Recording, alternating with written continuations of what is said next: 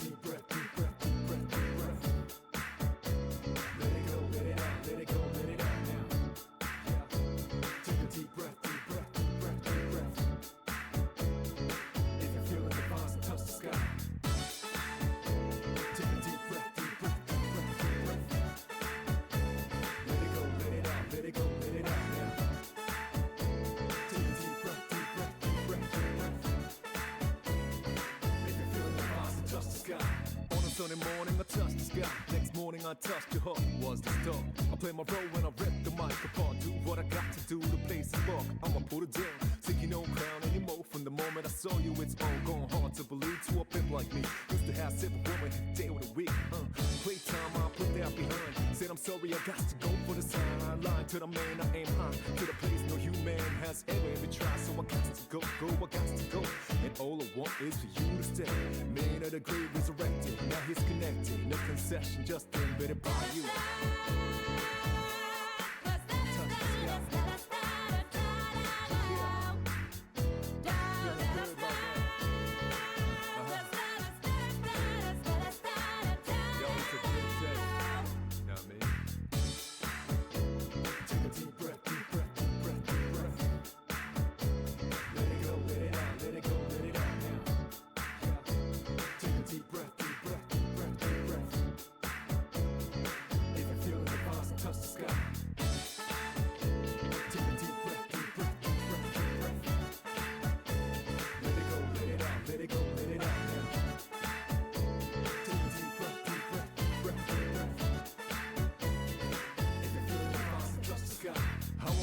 That I used to play. Young days have done things that I can't even say.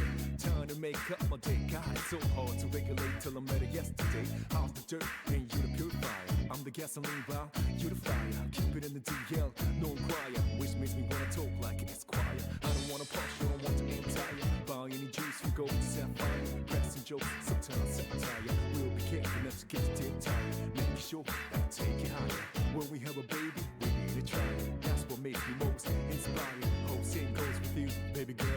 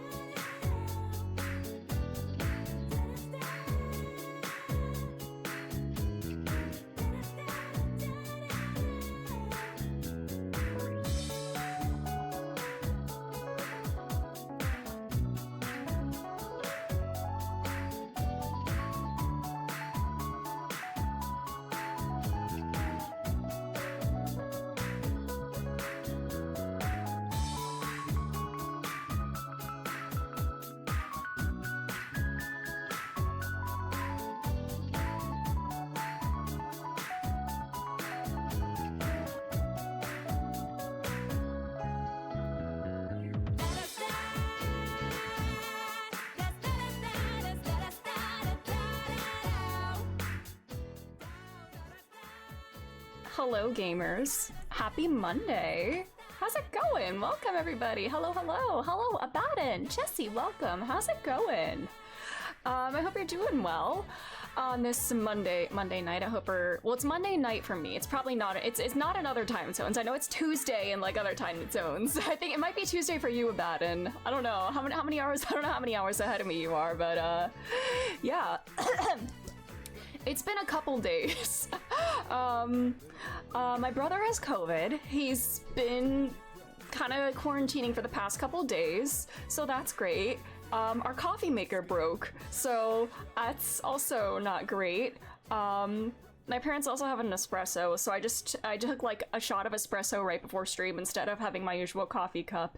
So that's happening, and it's insanely hot outside. And everything is just, the house is in shambles.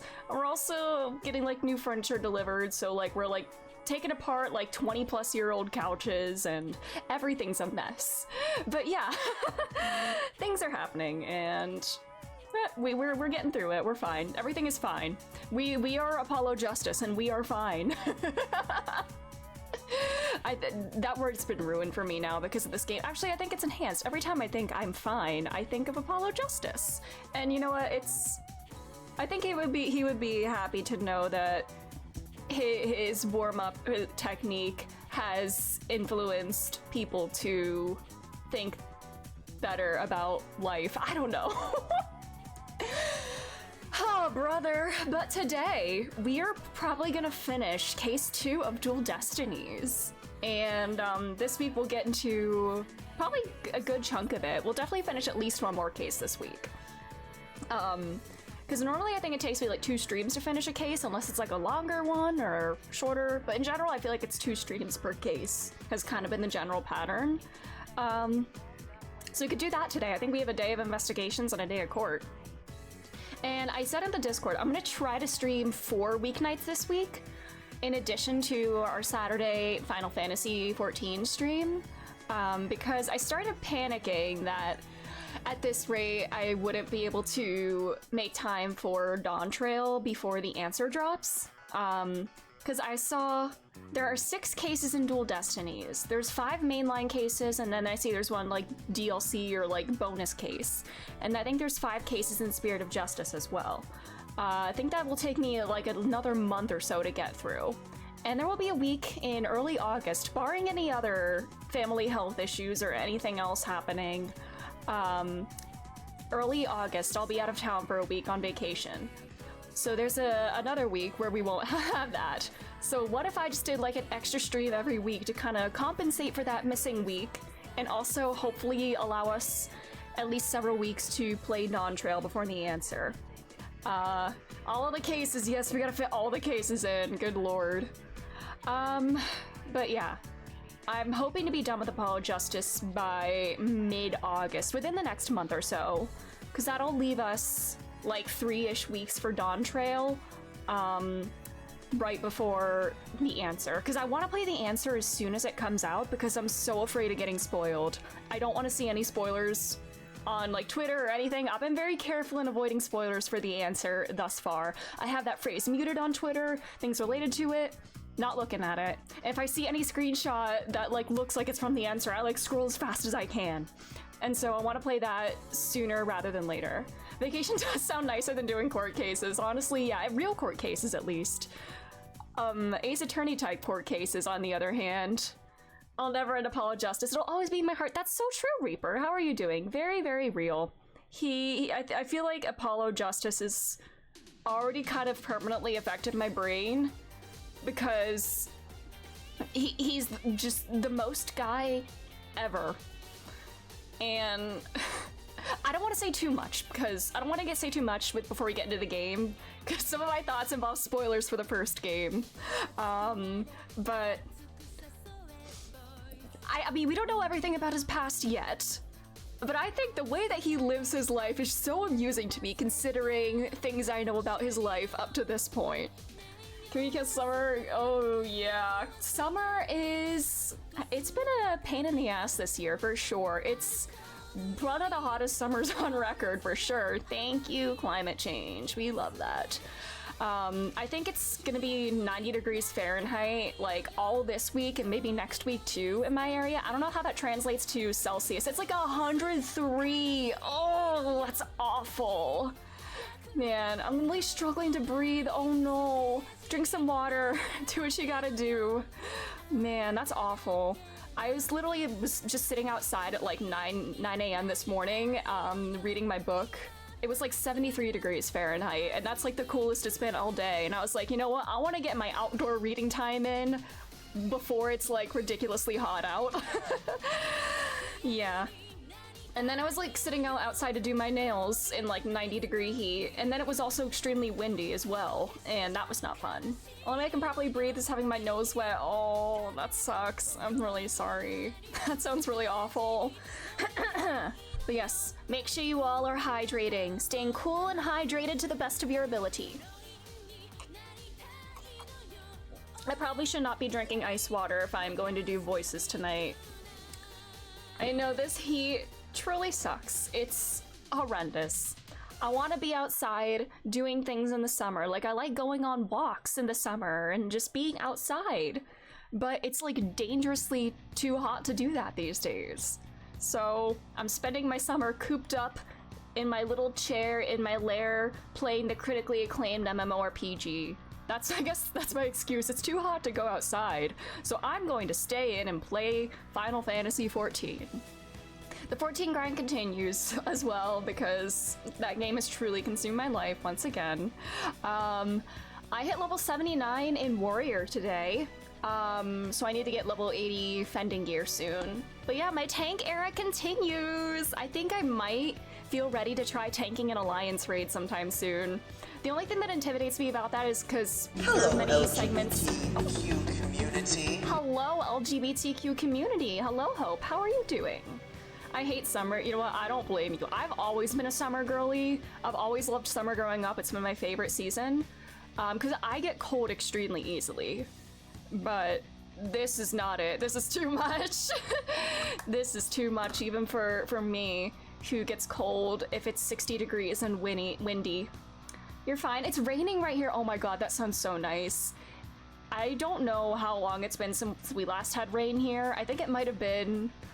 I think the last time it might have rained here was while I was playing Endwalker, and it was thunderstorming in the middle of a cutscene, and I was like jumping.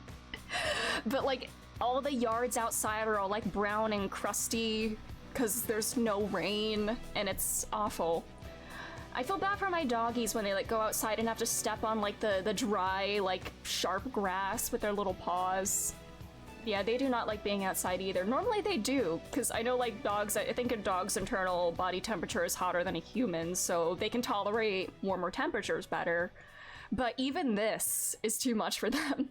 Yeah, it was 104 Fahrenheit for about a week. That's awful. That sounds horrendous. I'm so sorry. I've been dead if it's 104 where I live. Oh man. Yeah, I think last I checked it was like 93 in my area, which is awful. Oh, we're down to 89. Whoa, we're below 90. It's so cool outside. Man, you know what's bad when 89 seems comparatively cool to what's been happening lately. If Europe was the cold climate place, what is this? I know, yeah. Weather is wild. I mean, in the region where I live, weather is extremely temperamental. Like, in the fall and in the spring, we can experience, like, every season in the span of 1 week. But right now, it's just incredibly hot. It's 85 degrees Fahrenheit for you generally, but it gets worse in August. Oh, yeah. August heat, I feel like, is usually, like, the peak. Especially since it's, like, late in the summer, and it has that kind of feel where it's just, like, it's so hot, you just, like, feel dead. Yeah, I don't know. Something about late summer heat hits different, and not in a good way. But yeah, I've just been inside all day, playing my MMO. Opie. Man, I think I think it was mid-July last year was around the first time I played Final Fantasy XIV. So I think at my 1 year 14 anniversary may be like right around this date, or like close to this date, which feels surreal. Actually wild. This game I've been playing this game for a year. I have 1,098 hours in it. Oopie. I'm gonna take a good thunderstorm for a month over this heat. Yeah, you get used to the thunder and the never-ending lightning strikes. Yeah, I can feel that. Except my poor little Charlie is scared of thunder. I think that somebody was shooting off fireworks last night in this dangerous heat where the grass is like tinder. Somebody was shooting fireworks, and I think it was only like a couple pops. Charlie was like a little like on edge, but he wasn't like terrified. So it'd be 44C, which would have been... Oh, that sounds terrible! Oh, I love existing on this planet right now. It's so fun. Good times all around. Yeah. I don't know if I'm living the Sahara or the Middle East. Oh no. How do you do, fellow gamers? Hello, Wasted. How are you doing? We are all suffering in extreme heat, but we stay silly. And then we go to the courtroom today, which is hopefully air-conditioned. But yeah. That's what's been going on with me. Just the 14 grind. I may be using the extreme heat as an excuse to stay inside and play 14, but... You know... Yeah. Yeah. We're suffering out here. Actually, I gotta teleport you guys. It's relatively cool. Oh, that sounds nice. I would love that right now. I would take that in a heartbeat. Like, man, I love being able to be outside without a jacket on and all or anything, but there are limits to what I can withstand. And right now, we are past that limit. Although it's usually pretty cool in my room. My room is usually pretty hot in the past. I mean, I am on like a second story right now, so it's generally hotter, but I think the AC sometimes goes even a little too hard in this room. Actually, there's Crocs themed after the mascot for Fruit Loops. Interesting, I did not know that. Huh. I know there are other like brand like Crocs and everything like that, but I did not know that there was one for Fruit Loops. That's quite interesting. Does it have like the little like the gibbets that like are shaped like Fruit Loops? How does that work? But yeah, that's what's going on. Should we start doing some dual destinies? We need the fantasies to change society and punish the bad adults, to literally change all the CEOs whose greed and need for more energy use, more consumption, more production, using up all the resources. The CEOs who just don't want to stop doing that, you know what? Send them a calling card, please. Man. Oh, I love this planet. Anyways, should we do some lawyering? Only good thing is lower bills for the winter. Well, the thing is, like, I know climate change can go in, like, both directions. It can make, like, the summer's hotter, winter's cooler, so... yeah, it can be extreme in anything, because we don't have snow anymore. Oh, yeah, that is also true, yeah. Winters have been warmer as well, so, like, true, the heating bill is not as severe, but, yeah. I know. And people say it's not real, which... Do you have any kind of, like, sensation in your body? Are you not experiencing what is outside right now? I just can't wrap my head around it. How checked out do you have to be? Good lord. Anyway. Wanna do some lawyering? We are in the middle of the second case of Dual Destinies. If it snows, global warming's fake. So true. Yeah. Man, clowns are like that. Oh, there's snow outside. Haha. Take that, libs. You know, wow. Like, do you possess a single brain cell at all? Anyways, there's a movie called Look Up. There might be people in that movie. I've not heard of that. What is it about? Is it, they do not? They don't have any brain cells, true. Man. Do you think climate change exists in this universe, in the Ace Attorney universe? What's it like in Japanifornia? I mean, Japanifornia is basically a police state with, you know, the guilty until proven innocent kind of trial system and fast convictions and everything like that.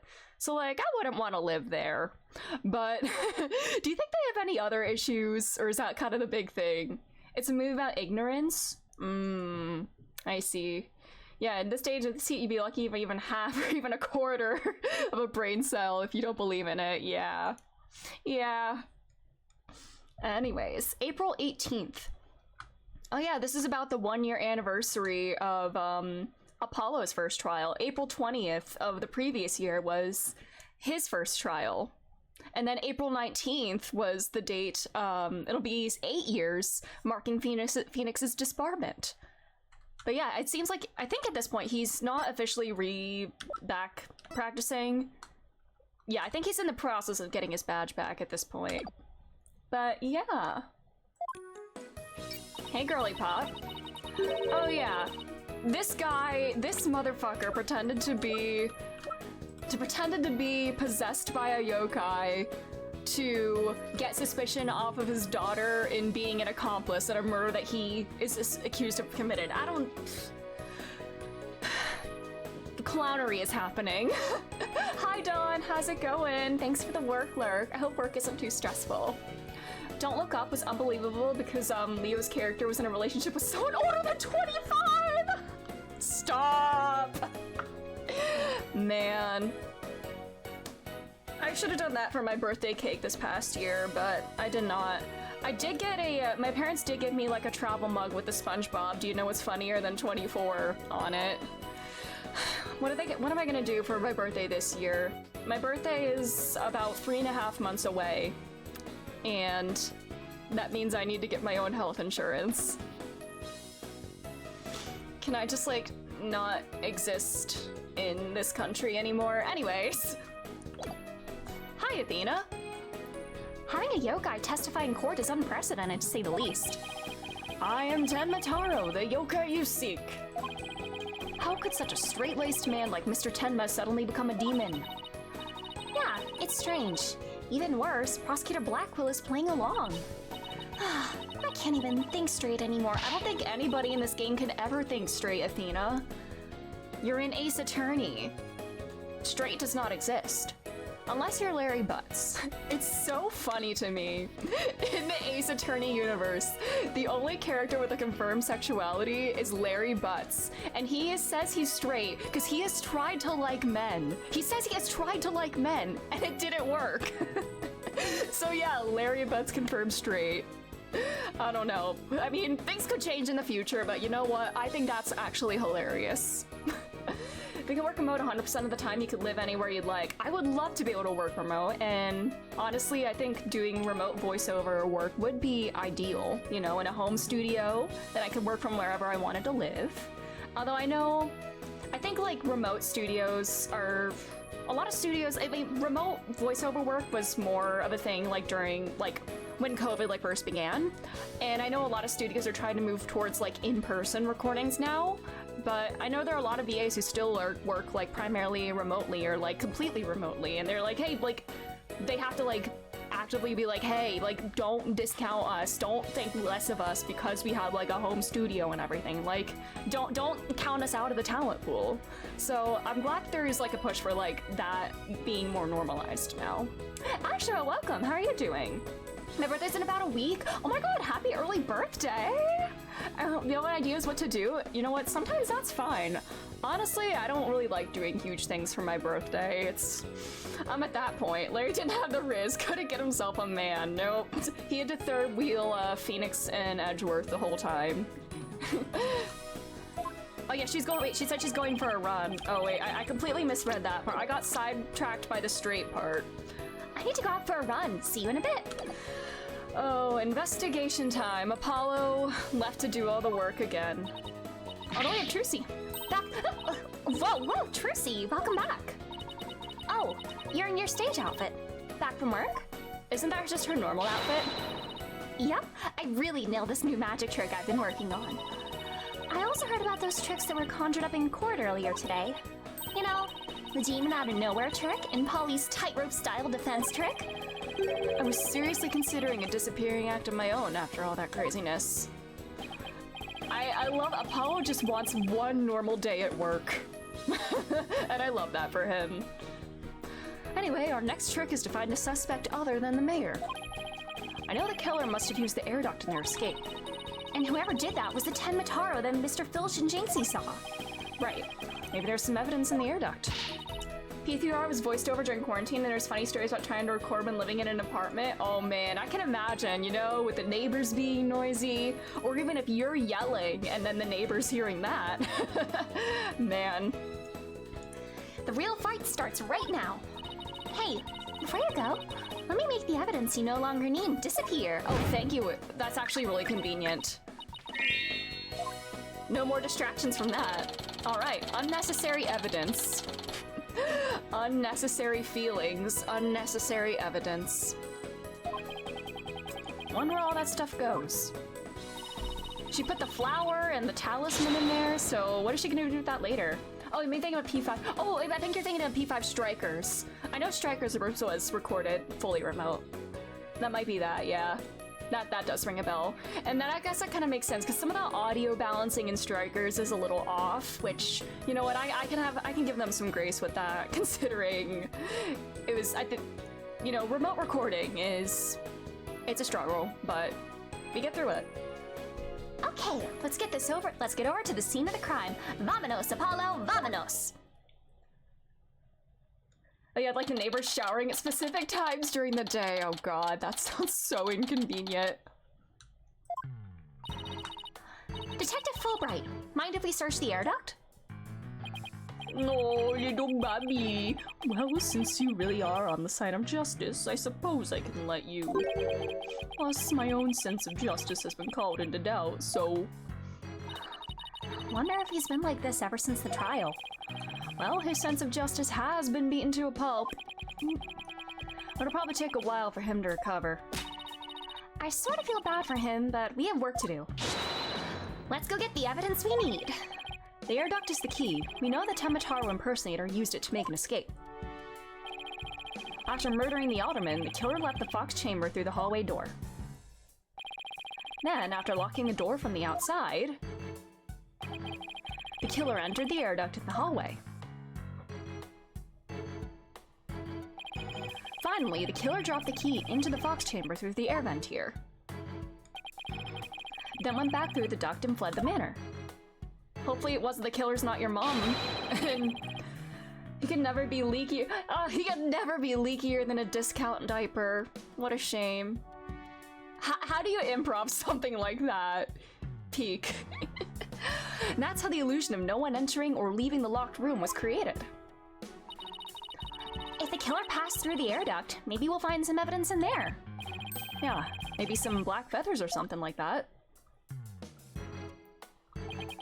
Well, here's our vent. It's awfully high up. Don't worry, I brought a stepladder. It is a stepladder. She got it right. I mean, Athena would know. She's very smart.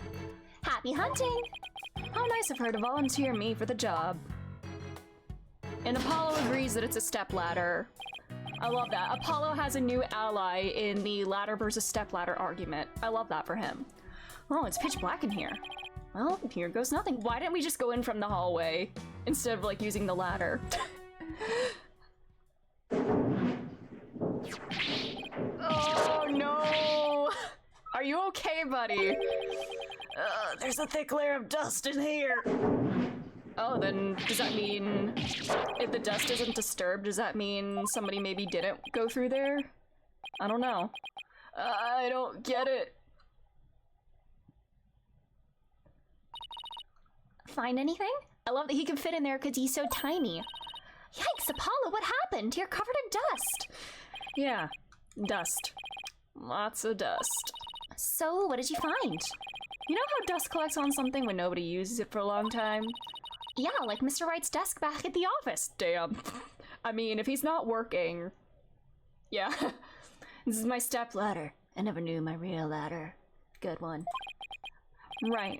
You think it'd be possible to crawl over that sort of dust without leaving a trail? I seriously doubt it.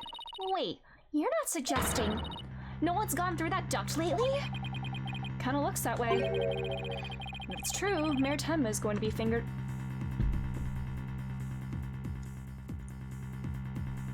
I knew it. Is this just gonna happen in every case in this game? I hope they say the word fingered in every case in this game. At this point, like, we're 2 for 2 already. They said it a couple times in the first case of this game. Just go 6 out of 6. Let's do it. But... We don't turn things around quickly. In justice we trust. Okay, Bobby's back, baby. Why'd I stop there in the sentence? 'Cause phrasing. The Ace Attorney moment, caught in 4K. Ah, sorry, Mr. Justice. But it seems your justice was not the most just after all. It is my sense of justice that has prevailed. Ugh. Detective Fulbright sure seems chipper all of a sudden. And I'm back to my old devastated self. Oh, come on. Where's that never say die spirit? Bring it on, Mr. Lawyer Man. Bring it on. Let me suffer in peace. Ah! Justice prevails once more. It's not over yet. And besides, kicking someone when they're down is what bad guys do. Are you calling me a bad guy? Indeed. Me, Bobby Fulbright, champion of justice. Then how about some information on the investigation? We need some help here. Information about the investigation?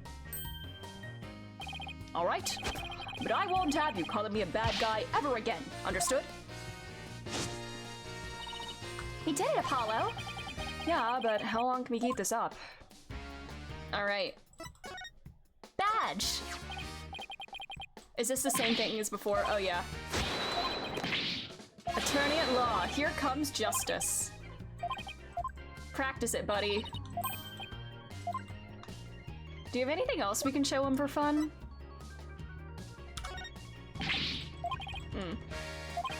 Alright. Probably not. Let's chat. Alright. I can't believe Prosecutor Blackwell would stoop that low. I mean, to pin the blame on a yokai? He really wants a conviction at all costs. She could give a yokai a run for its money when she's mad. Yes, well, I have her writing a self-reflective essay as we speak. What, are you his teacher, buddy? I doubt that'll teach him anything. Yeah, I'll probably just write... What does that word even mean? Like, I'm afraid to say that out loud. That whole yokai business is most likely a ploy to win a conviction. Truth is, Prosecutor Blackwell believes Jinxie Tenma planted that yokai stuff. Planted it in an effort to protect her father, the real killer. Yeah, right. I'd like to see him prove it. Whoa, calm down. He doesn't have any direct evidence, but we did find this. Oh, it's the Jingle Jangle, the Riverdale drug. It was at the base of the cliff just outside QB Manor. That isn't the staff Temataro was supposed to be carrying, is it? Oh, it means idiot or dunce. Okay. Yeah. Interesting word. The one and only. Miss Tenma no doubt tossed it over the cliff when she was done. No way. Well, what about Prince? Nope, no Prince, but if she was wearing a costume, there wouldn't be any anyway. Well, Prince or no. Well, Prince, it's not gonna work in our favor. Sounds like the staff might have belonged to the mansion. If that's the case... And where in the mansion did Temataro get it from? Did Prosecutor Blackwell figure out the victim was the Amazing Ninetales? He did indeed. He's a sharp one, all right. He figured it out while investigating the municipal merger in the victim's past. The Amazing Ninetales sparked the yokai craze and worked against the merger. And Mayor Damien Tenma is the corrupt politician who murdered that great hero. Yeah, they're not gonna say a slur out of nowhere, yeah.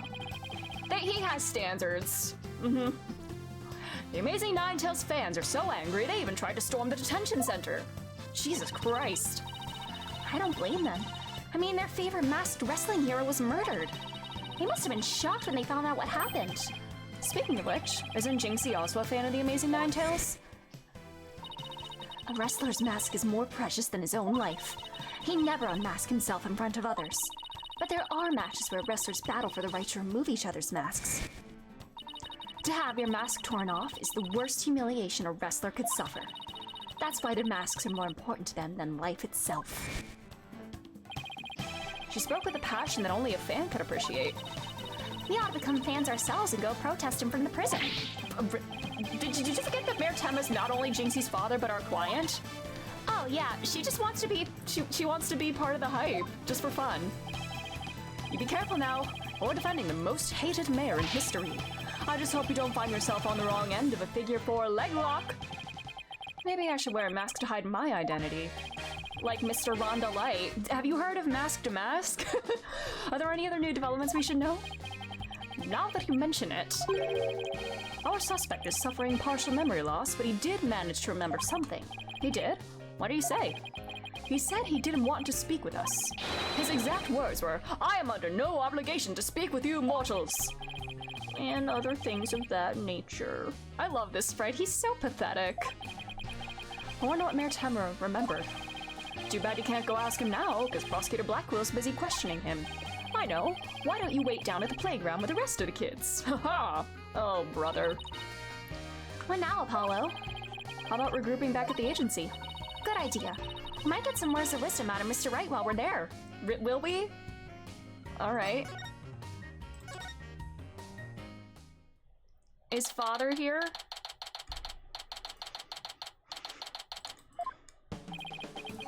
Maybe I'll go read over some past cases. And I'll go do some research on exorcisms. Hey, what's with you guys? You seem bummed out. How should I put this? It's like we're at the edge of a cliff and the only way is down. In other words, business as usual, right? Yeah, I suppose so. Except this time it's like we're bound and gagged, too.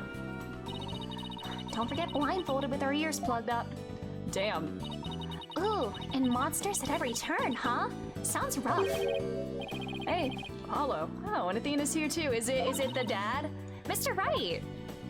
It feels so strange having, like, Phoenix Wright in his suit and everything, like, on screen, since it's not his POV. How goes the investigation, Apollo, Athena?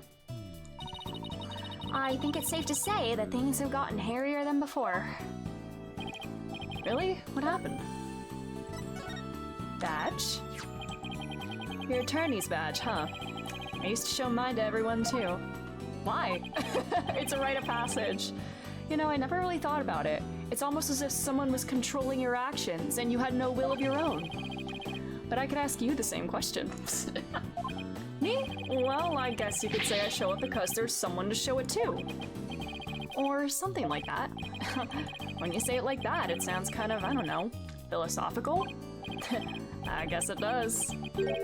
Or does it?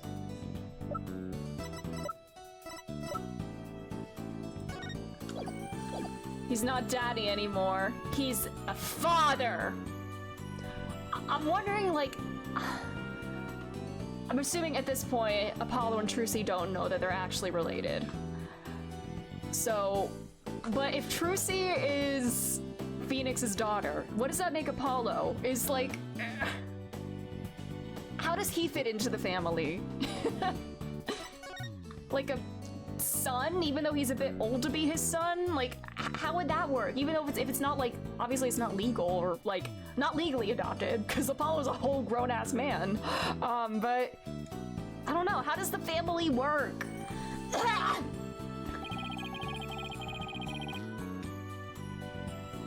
was watching the two of you this morning from the gallery. That was one tough day in court, to say the least. I know. Never had to defend a yokai before. Second cousin twice removed. I always try to remember, like, twice removed means, like, separate generations, right? Or, I always meant, no. Cousin terminology is weird sometimes. I know, like, what first and second cousins are, but doesn't, like, removed means, like, a generation, a gap or something? He's part of the Big Brother program. Venus keeps adopting traumatized children left and right. Exactly. Like, where are Maya and Pearl? I mean, I guess they have their own lives. They're busy right now. What other kids has he picked up off the street? Emma! Oh yeah, Emma. That business about the locked room was another major hurdle. Yeah, and on top of that, Jinxie was accused of being an accomplice. But at least you figured out how someone could have escaped that locked room. Yeah, well, we just found out that our reasoning might be a tad flawed. Oh, really? Well, that's bad news. How are we going to get out of this one? I have cousins twice removed that are older than me. Wow. I don't know all of my cousin relationships. I mean, I haven't spoken to any of my cousins in years, so... Trucy, Emma, Athena, Polly, aww! They're family. The worst time is when lawyers have to force their biggest smiles. Because a lawyer smiles. No. A lawyer is someone that smiles no matter what or something. A smile better suits an attorney. How can I make this about Final Fantasy XIV? And a lawyer only cries when it's all over. More advice. Force a smile? Yeah, my mentor taught me that. Mia mention! Do we have any mention of the phase in Apollo Justice? In Ace Attorney 4, I mean? I don't know if there was. I mean... Aww. We just call everyone cousin. I used to think removed meant they did something really bad and got kicked out. I did too, honestly. You're removed from the family. She also taught me to return to the basics whenever I got stuck. Phoenix, you missed something. Use the evidence to prove you have a Gorilla Grip Kochi. Oh my god, thank you so much for the follow. How's it going? Sorry you followed while I was saying that. Return to the basics. Apollo, it's me. Believe in yourself. Wait, no, wait. Apollo's version of Phoenix, it's me. Believe in yourself. It would be Kristoff. Wait. Yes, you good lawyer, dude. I'm doing my best. How are you doing? Real Matt? Oh no, it's the real Matt on guard. No way. No way! Yes, Mr. Lawyer Dude is fine. Definitely. They put raisins in the potato salad, so they were removed. Man, criminal. But yeah, I know about all the Phoenix, it's me, believe in yourself memes. The Apollo version of that would be like evil Mia Fey being like, don't believe in yourself, and it's just Kristoff. That's right. Always believe in your client. Sorry, I thought he was about to say always believe in yourself. Always believe in your client. Another thing from the Great Ace Attorney that makes me want to like break my brain apart. Always believe in your client no matter what happens. That is a lawyer's greatest and most trusted weapon. The basics. Always believe in your client, huh? How did that work out for you with the real Matt on guard? So, Mr. Wright, how long have you known Athena? I met her during a trip to Europe. Huh? What were you doing in Europe? Were you visiting your man, mayhaps? Yeah. I went there a few times to study the various legal oh my god! Phoenix doing international studies? Okay. Interesting. Okay. That sounds like a very Edgeworth thing to do. Wait a minute. I thought you worked as a pianist after you quit practicing law. I did. But an old friend of mine needed help with some legal work from time to time. An old friend. Who is this old friend? I guess you were never very far from the courtroom then. It was like fate brought us together. It's thanks to Mr. Wright that I became a lawyer at all. I knew she was lawyer material from the moment I met her. And I have high hopes for her ability to analyze people's emotions. Aw, it's nothing special. Maybe I've underestimated that analytical psychology of hers. It's just, I thought that if my special ability could help defend innocent people, then I had to do everything in my power to bring it to the courtroom. That's when I really started hitting the books hard. I'm still amazed she actually became a lawyer, and she's 18. That's really young. Isn't that earlier than when Edgeworth became a prosecutor? I know he did his first case when he was 20. I know Franziska was even before that. Franziska started prosecuting at 13. But yeah, Edgeworth would never. I don't know what we're talking about. I was clipping the coach. No! Man, cast me as Mia Fey in the Mia Fey spin-off game, please, and I will say things like that. And at the tender age of 18, no less. Like, please tell me you all know the meme. You know that meme. I'm not making that up, right? I feel like it's one of the load-bearing Ace Attorney memes, right up with like, "Hey best friend, let's see those molars," and "Okay bitch, call your lawyer." I feel like it's one of the memes. I don't know. Please tell me I'm not like living in like a Ace Attorney meme bubble. Huh, that's almost superhuman. Or personal, like she's trying to help somebody she knows. Alright, I'm totally pumped up after talking to you, Mr. Wright. It's like you said, the worst times are when lawyers have to force their biggest smiles. And don't forget to return to the basics whenever you get stuck. More animation. Hello, Nanosphere. Yeah, we got 3D models now for the 3DS. How are you doing? Keep believing in my client. Right. Does that mean believing when he tells us that he is a yokai? Do we just have to go along with that? Is that what you're suggesting? Yeah, okay, bitch, call your lawyer. I'll have sex with him. Iconic. I love that that's the image they open with in the Nintendo Direct whenever they announced investigations. That image. I can't see that image without thinking of that meme.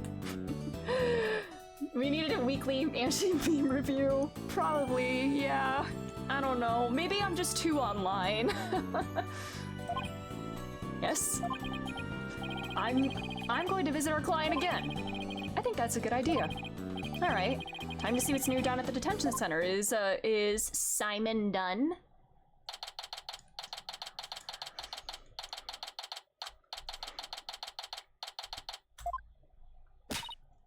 Mayor Tedma, we wanted to talk to you about something.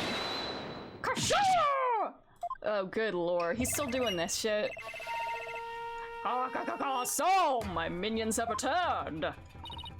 Do I need to give like an echoey kind of voice to— oh god, I need to get like some sound effects that I can put on the mic. Apollo, he still thinks he's a yokai. I wonder if we'll ever be able to talk to Mayor Tenma again. Silence, peddler of the legal trade! Free me from these imprisoning walls with great haste! Wow. He's sounding more and more like a real demon with every sentence. I'm starting to wonder if we should even be helping him with his freedom. Which is the game that is the real pervy doctor? That's the Hottie Clinic. That's the second game. That's what he reminds me of. Oh, stop! No, I can't unsee it. He did appear in Ace Attorney 4 very briefly, and I still wanted to punch him. Yeah. Still, we can't let Mayor Tenma stay possessed, you know what I mean? If you can clear me of these charges, I shall help in whatever manner I may. Now ask of me what you will. I suppose it's worth a shot. If I show you the badge, will that undo the yokai curse? Take a look at this. An offering to me, quite admirable. But the best thing you could offer to me is to win me my freedom! Right. I'll do my best.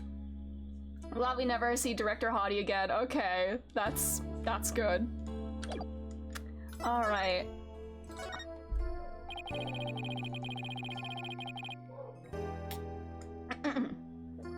Were those feathers and tracks at the scene of the crime really your doing? Indeed, the remnants of Tenmataro, king of the underworld they be. The day when I once again dominate the mortal world is at hand. Caw! I keep changing up the caws. I don't even know why. I need to do a different caw every time he says that. The prosecution claims the feathers and tracks were planted by Jinxie. What's this?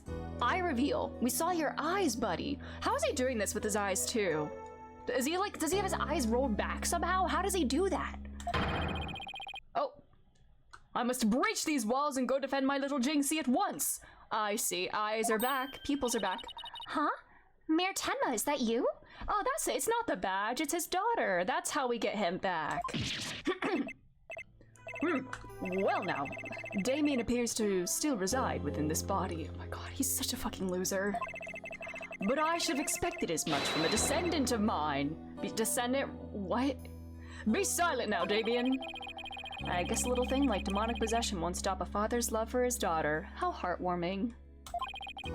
Is that foreshadowing that Phoenix will be possessed and Trucy, like, kidnapped or something, and then, I don't know. Next case is Polly and Athena defending me against the murder of Hottie. I think I would let you get away with it. Yeah, I would be like Furio Tigre. I'd take on the case and do a god-awful job. You didn't kill Alderman Cubey, did you? I have killed no one. The remnants of my presence have been misconstrued. The murderer is not I. For if I had slain that mortal, raging hellfire would have— Good lord. Didn't even get to read that, man. So you're saying there must have been somebody else there? What is he like squeezing a stress ball or something? The mayor had mentioned that he'd been clubbed with a statue. Better ask about this too.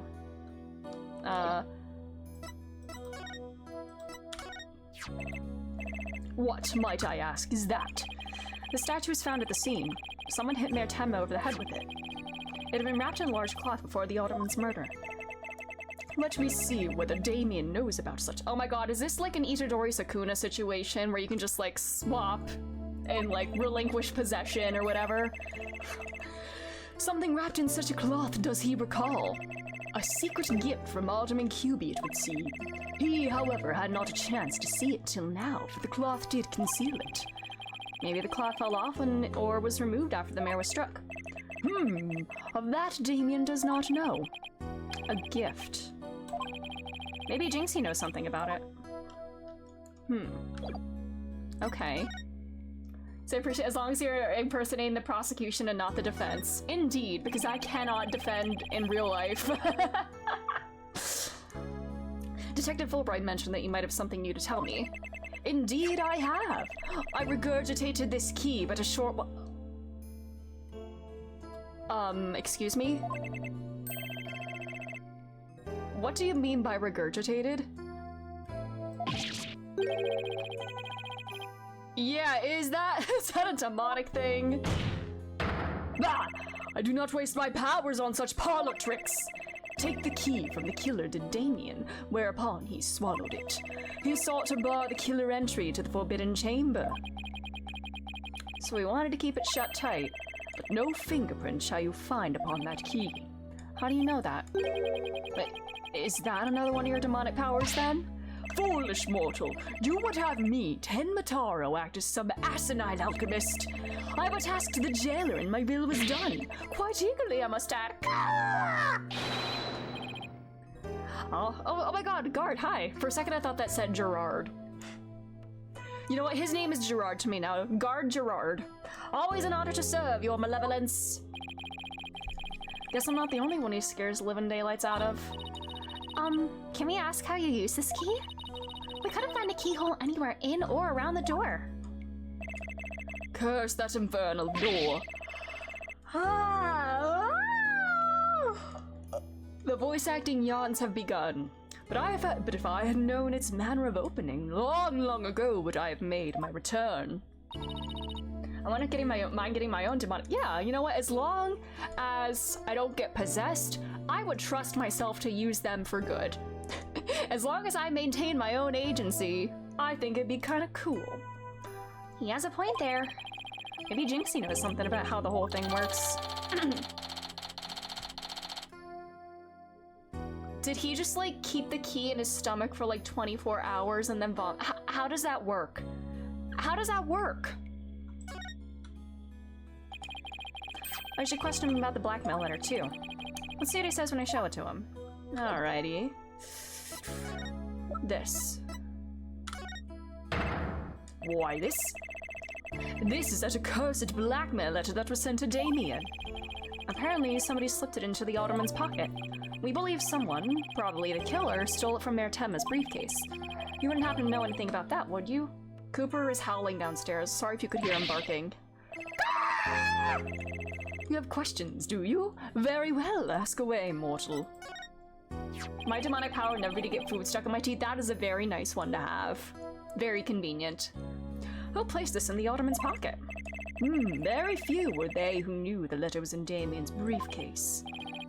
So whoever knew about the blackmail letter being in the mayor's briefcase is a potential suspect in its theft and placement in the alderman's pocket. Oh. Ah. Could it have been his doing? Mr. Mayor, Mr. Taro, did you just remember something? Indeed I did. There was but one other who knew that letter. Ah, the fruitcake. Damien's aide, Florent Lebel. Should I pronounce it? Is it like Florent Lebel? Florent. Full knowledge of that briefcase's contents did that aide possess. And he may be the blackmailer and the murderer we're looking for. That is preposterous. He's a most trusted advisor. He would never betray Damien. It seems like Mayor Tenma's just a bit too trusting of those around him. Still, this is huge! Now we know who might have slipped that blackmailer in the Ottoman's pocket. Look out, Florent LaBelle! Here comes justice! Let's go find Mr. LaBelle and rake him over the coals. Thanks for the help. You've just given us a major lead. Alright. It's high like it was LaBelle who took it. Alrighty. There's something that still bothers me. If Mr. LaBelle is the killer, what could have motivated him to open the Forbidden Chamber? We should probably search it for clues. Only one problem. How do you open a locked door that doesn't have a keyhole? Let's go talk to Jinxie. Maybe she can help. Right. Bye-bye. Alright. Where would she be? Here?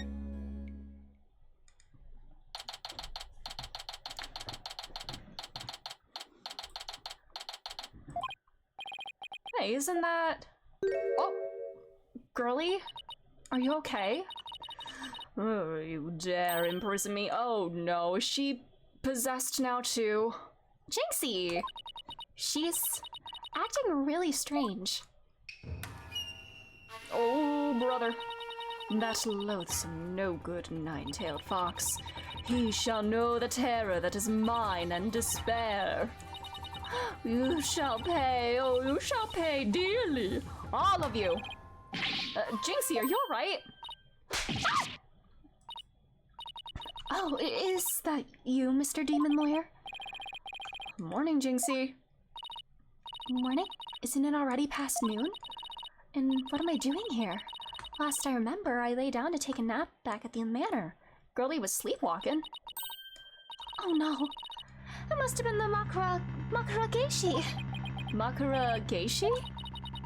Ever wake after a restless night's sleep to find your pillow in an unusual place? Or that you've been sleeping on the floor or in the hallway? Well, it's that yokai's fault. The Makara Geishi preys on people while they're asleep. It sounds like you just need to be tucked in really tight, or maybe a snug sleeping bag. Jinxie, how come you don't have any charms on your forehead? Oh yeah, that's new. I don't? Oh, they must have fallen off. Without them, evil things can creep into me. I'd say we had a more than adequate demonstration of that just now. I'd better reapply them. Jinxie, there's something we wanted to ask you. Ah, there was something I wanted to tell you, too. I remembered something else. You did? What was it? I have a badge. Is this the same? Yeah, same thing as before. Yeah. Letter? What's this? A Tsukumogami? Tsukumogami? A yokai that inhibits objects that have been used for a really long time. The red demon and a Tsukumogami? What a strange combination. Is everything to her some supernatural phenomenon? In that position, it looks like there are legs coming out of her head. Like, is she half possessed by a spider? Wait, in which position? Oh, when she's like hiding? Jinxie, can you tell us what you remembered? Well, after the trial, I remembered lots of stuff. But there was one thing I thought was really weird. I'm almost afraid to ask, but here goes. Really? What? It's about the yokai feathers and tracks. They weren't there when I first opened the door. Wait, what? Oh, when both she and the orange hair. Oh, okay. Okay, when they're both there. Are you sure? Uh-huh. My memory's crystal clear now. So you're saying they were left at the crime scene after you found it? This could spell major trouble, Apollo. Why? Because Jinxie is already accused of leaving the feathers and tracks at the scene. If they weren't there when she discovered the crime scene, it'll totally fuel the claim that she fabricated the evidence later on. Jinxie's fuzzy memory of the whole incident is really working against us. The prosecution will probably say she doesn't remember planting the evidence. Good luck rebutting that! Oh man, this is not good. I sure hope she didn't plant the evidence while she was sleepwalking or something. Well, Jinxie, you wouldn't happen to know how to open the Forbidden Chamber, would you? That door doesn't even have a keyhole. Well, it's supposed to have a secret mechanism. They say you have to figure it out before the keyhole will appear. A secret mechanism, really? Uh-huh. It's hidden in the Fox Chamber. But only Alderman QB knew what it was and how it worked. The Alderman of Ninetails Vale sure loved his secrets. Apollo, let's go see if we can find that secret mechanism. Whoa, slow down. There's something else I need to ask about. Jinxie, is there only one key to the Forbidden Chamber? Uh-huh. Even the Manor's Master Key won't open it. That's because it's a very special room that must never be opened. Guess that means nobody entered the Forbidden Chamber after the murder. After all, we know Mayor Tenma took the key from the killer and swallowed it, so... So the mayor's efforts to keep the killer out of the Forbidden Chamber were not in vain. Okay. It's only one of its kind. Alrighty. Hold on. Alright, is there anything else we need to do here? Fox and Demon statue. Alrighty.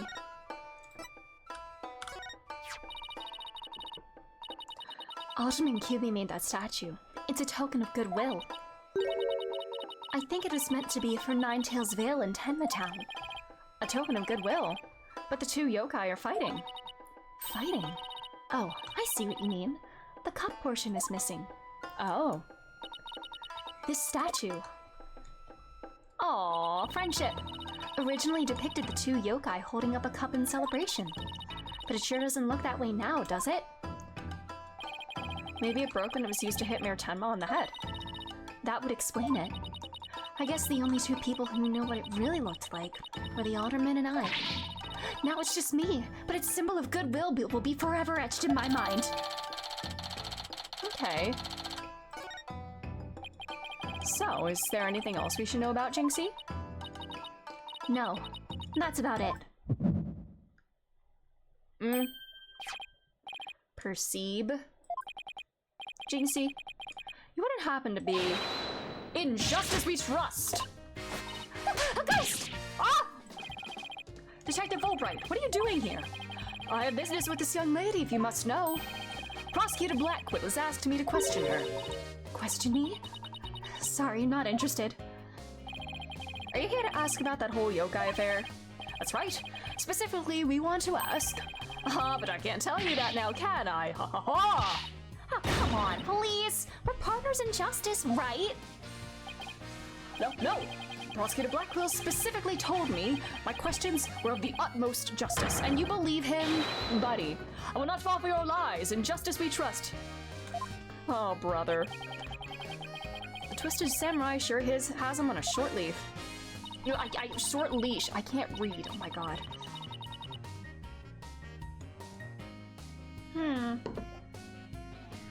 So you're not a ghost? Maybe some sort of urban troll then? Now, come along, Miss Tenma. To the station with you. He took her away. Missed my chance to see what she was lying about. Well, at least we found out there's a secret mechanism for opening the chamber. Let's go check it out. I just hope they let us in now. Well, I mean, if Bobby's not there, can we sneak by? Like, who's stopping us if Bobby isn't there? Oh!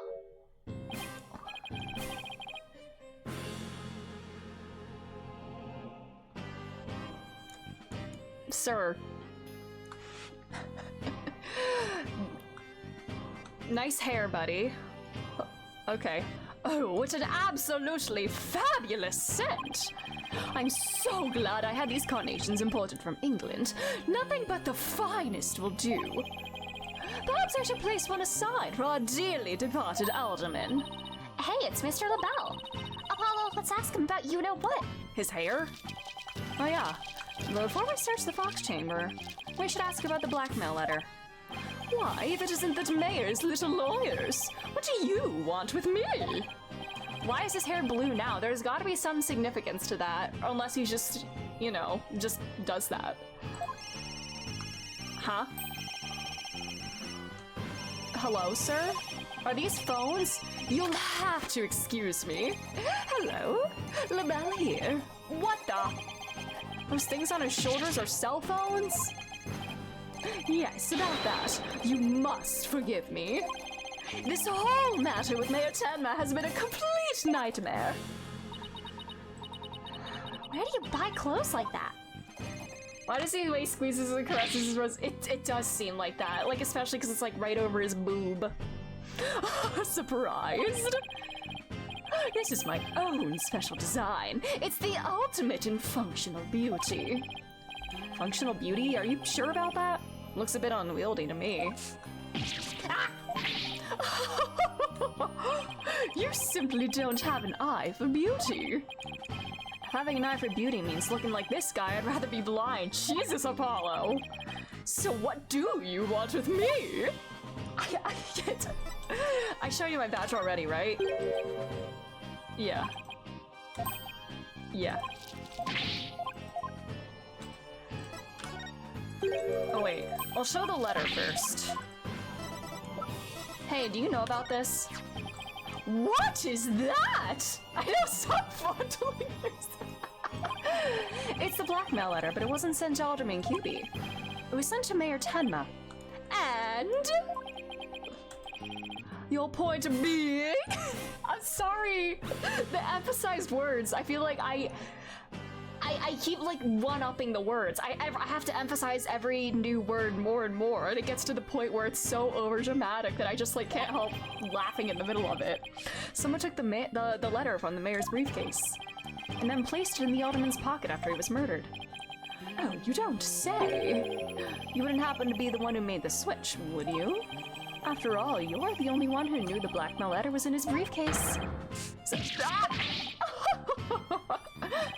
perhaps that shot of cologne will make those scales fall from your eyes.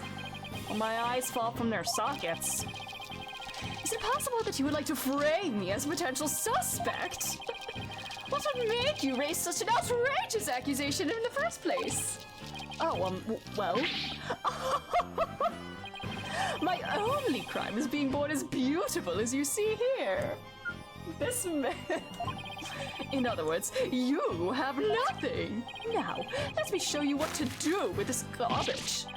You can't destroy evidence like that. What do you mean I can't? I just did. Feel a little lighter now? You just want a one-way trip to the top of my most annoying people ever list, buddy. Damn. Oh my god, it's actually gone! No! No! Ah! Oh, that's horrendous. Oh boy. Both Jinxie and Mr. Filch say they saw Ten Mataro. What about you, Mr. LaBelle? If you were in the foyer, why didn't you see...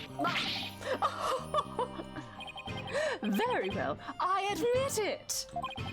That's right, I, Flor Umel, saw the demon Ten Mataro. So he did see something. Then why did you lie about not seeing him? I was simply trying to protect dear little Jinxie. Protect Jinxie? What do you mean? Why, don't tell me you haven't heard of that strange little habit of hers. Which one are we talking about? The one where she wanders around making mischief without knowing what she's doing. Rumor has it she's possessed by Ten Mataro. That one's new to me. Oh, well, there you have it. Anytime you hear about a Ten Mataro sighting, little Jinxie should be your prime suspect. Tell us more about that rumor.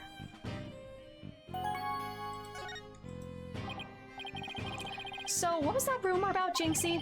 They say she's possessed. Not all the time, of course. It hits suddenly, and she starts wandering around doing strange things. Is that so? Although, come to think of it, she was... yeah. Loathsome, no-good, nine-tailed fox. He shall know the terror that is mine and despair. That certainly would explain how she was acting earlier. Once, she even put on a Ten Mataro costume and wandered around the woods at night. She did. Oh my, anime! Beware you who sealed me away.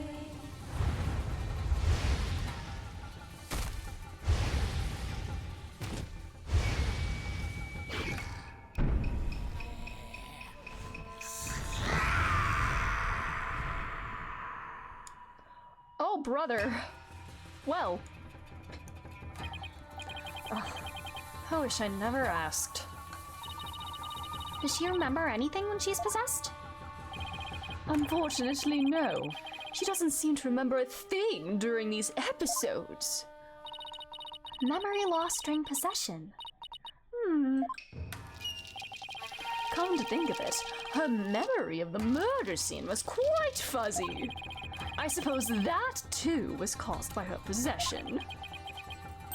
Ah, then maybe... So you do understand that whole yokai business was entirely of her own making. Now, wait a minute. Although, that yokai evidence wasn't there until after she discovered the crime scene.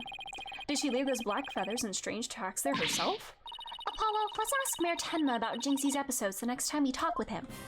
Are we done with your silly questions now? I'm a very busy man, you know. I guess that's it for now. Hello, LaBelle speaking. Really? You wish to carry my new product at your store? Oh, but I'm afraid it's my own private brand. It's not available to the public.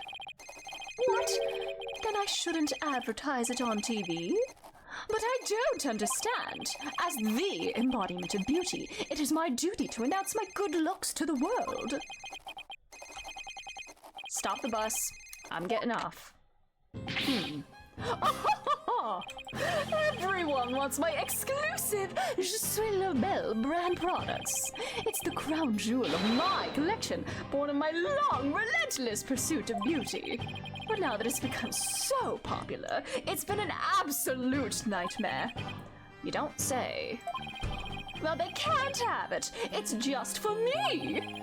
It's not meant for you peasants. Peasants? This is my latest product. I'm calling it Color Me La Belle. A dazzling hair color that you can wash out with just water. Just water, that's not very good hair color. That's awful. Yeah, well, humble bragging indeed. I have 7 colors in all. You can find out more in my commercials and magazine ads. Yet it's not available to the public. Great sales strategy there, genius. Come to think of it, Mr. LaBelle, your hair color's changed since the last time we met. The little lady has quite the discerning eye. Here's a little sample. Consider it a gift for one who truly appreciates beauty. Oh, Apollo, what should I do? Better take it before you get a face full of cologne. Good point. Wow, thanks, Mr. LaBelle.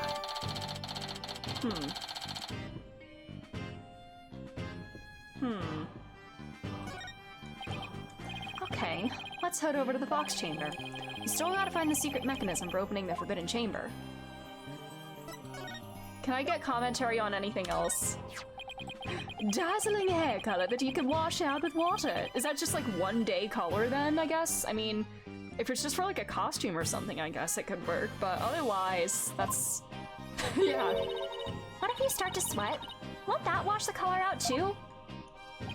Beauty doesn't sweat! I assure you, Flaunt LaBelle, embodiment of beauty, does not sweat. Yep, I wrote this goddamn game. Then what about rain? Even if you don't sweat, you never know. Ah! Peasants like you fail to grasp the truth. Rain and other forces of nature draw back in awe of my beauty. Sure they're not being repelled back by your narcissism? Can we get any other funny commentary out of him? Probably not. Alright. Statue? No? Yeah. Alright, we'll move on. He thinks he invented hairspray. What a clown. Alright. To the chamber we go. Alrighty. Okay, let's find that secret mechanism for opening the forbidden— Oh! Oh, this is so exciting. I can't wait to see how it works. But do you really think the killer entered the Forbidden Chamber? We'll just have to open it to find out. We should also see if there's anywhere the killer could have hidden this room. Okay, let's get started. Up Aparate, Apollo, aparate. I don't actually know how to pronounce that one. I'm guessing. What language is that? Oh, I have a badge as well. We have matching badges. Oh, did I do this already? Yeah.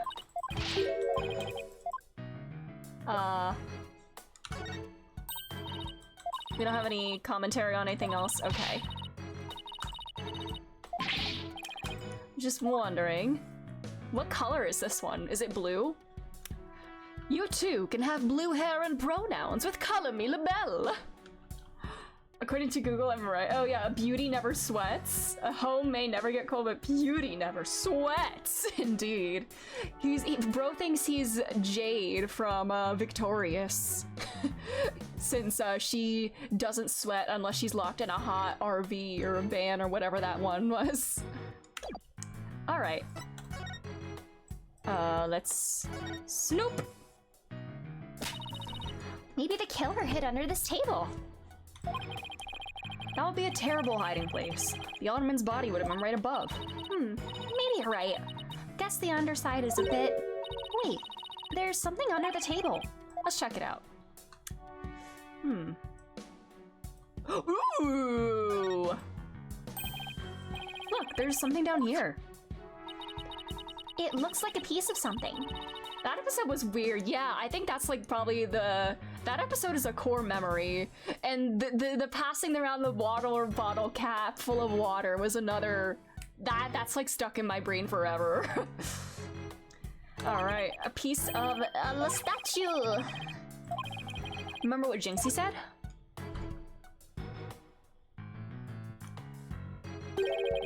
The statue originally depicted two yokai holding up a cup. It was a symbol of goodwill. So this piece broke off and rolled under the table?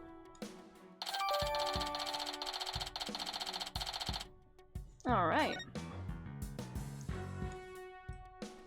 Where else do we look? There's a carving of the nine-tailed fox over the door and statues of him on either side. Why those two statues are glaring? It's like they're guarding the door from us. Come to think of it, there are two foxes on the floating screen as well. It can't be a coincidence, can it? Can we count all the foxes? Hey, the statue moves! Don't get carried away now, I mean, who knows? Might trigger a trap. I can handle it. If a spear comes shooting my way, I'll snatch it out of the air. After all, I have the reflexes of a regular karate kid. I guess if you can catch something that fast out of midair, you can accomplish anything.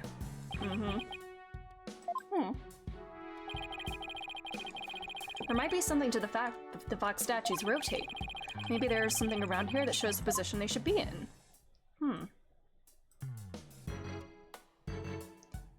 The door itself? Still no keyhole, huh? Yeah, and the door won't budge, just like those spiky bangs of yours. Well, all it takes is some water, but I don't think that will work on the door. Oh, I know. Wait, does he not use hair gel? Jesus, Apollo, are you just born like that? I'll break it down with a body slam. Huh. I seriously doubt you could do that. No, I think she could.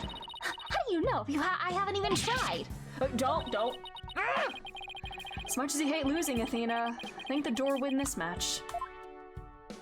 Nan. Do you think Susato could break through there?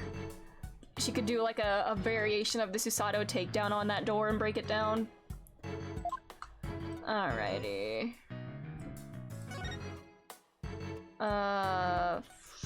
Window. There's a cliff outside this window. Makes it pretty impossible to get out this way. When I hear things like that, it just makes me want to try. Never say never, right? I bet I could get out the- Athena, no! Don't, no! Do you have a death wish or something? I won't even open wide enough for me to squeeze through. Guess I lost that bet. This is like... Was it Gumshoe that was thinking about jumping out of like his a 12-story window or something in Rise from the Ashes? It was either Gumshoe that like thought about jumping out the window, or like Phoenix was like, no, don't do that next time they lower your salary or something like that. Like, how did it go down? I know there's some bit like that. I don't remember exactly how it happened, but it's there. I miss Susato as well. I missed the Great Ace Attorney!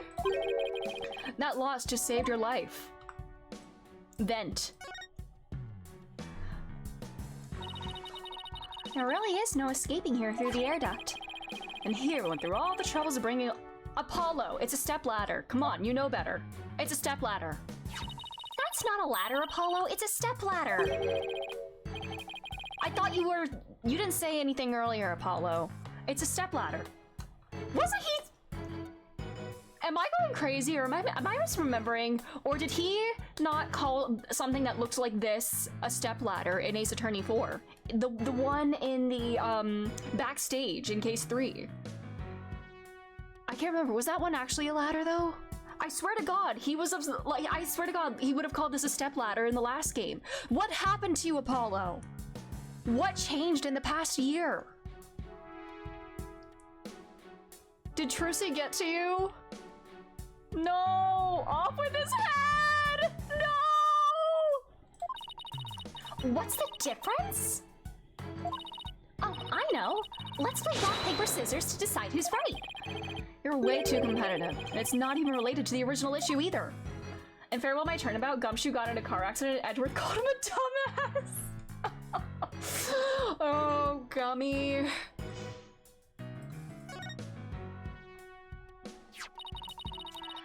This statue originally depicted the two yokai holding up a cup in a gesture of goodwill. Maybe Alderman Cubey was planning on smoothing things over with Mayor Tenma. But he was murdered instead by somebody who intervened. The mayor was only pursuing the municipal merger because he'd been blackmailed. Who knows? If this murder hadn't occurred, maybe they could have come up with a solution.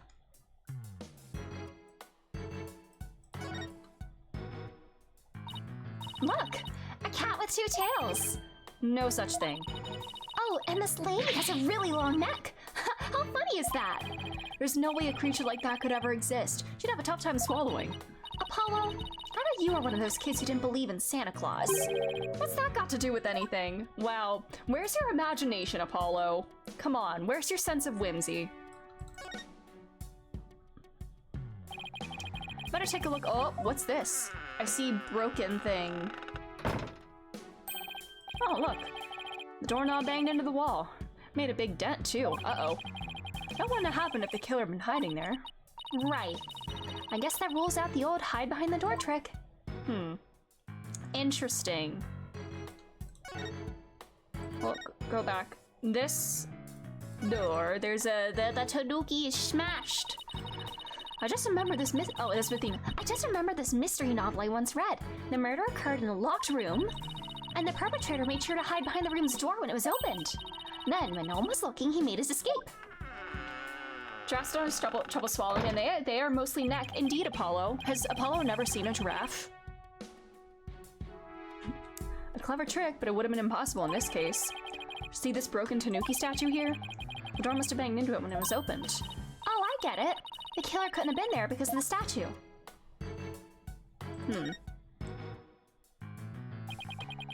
Two foxes standing back to back are depicted on this elegant folding screen.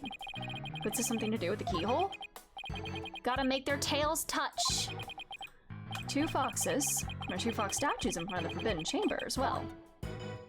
Could they have hidden behind the folding screen? Maybe the keyhole will appear if we do something to this folding screen.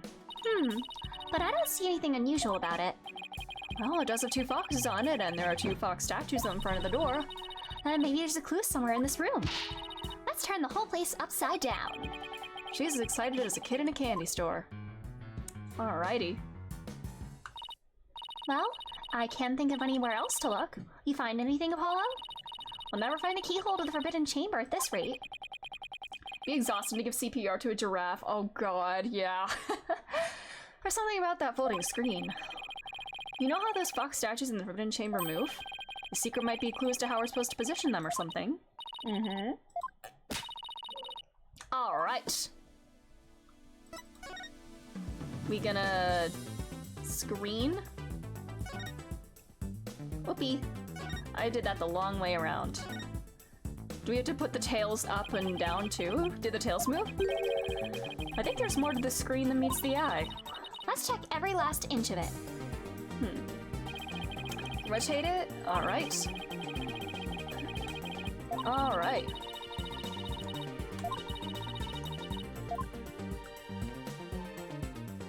Okay. The left doors here.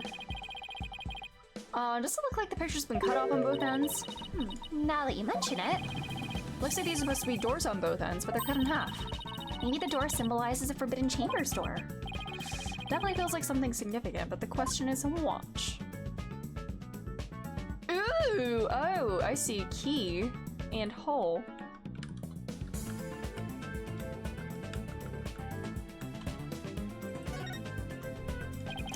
It's a picture of a key. That shape looks awfully familiar. Oh, I know. Shaped like the Forbidden Chambers key. We're definitely getting warmer. Alrighty.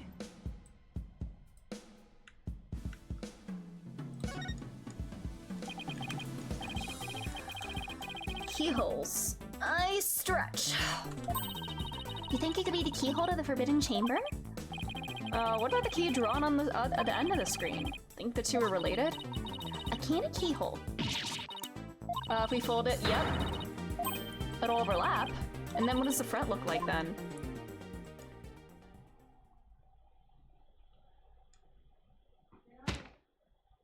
Oh, I see. Aha! Door! They have to face each other. Let's do it. Are you strong enough to turn it, Apollo? Or does Athena have to do them both? Alright.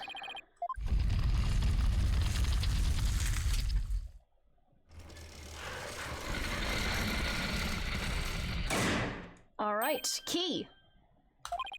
Lock appeared. Now we can use the key. Alrighty, here goes nothing. Oh, brother. It worked! Time to see why this chamber is so forbidden. Alright. Anime time? Maybe? Oh.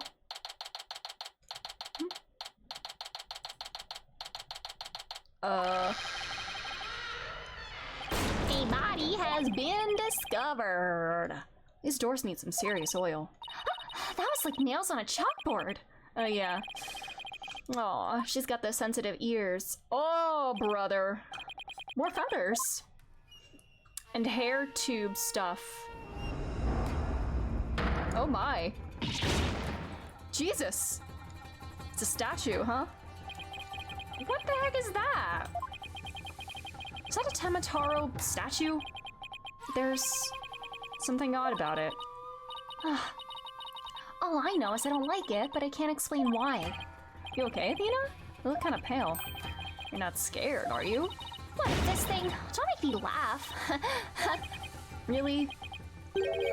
Hey, look! What? What is it? Over there on the left. There's a bunch of staves on a rack. Mm-hmm. They kind of look like the stuff we saw earlier.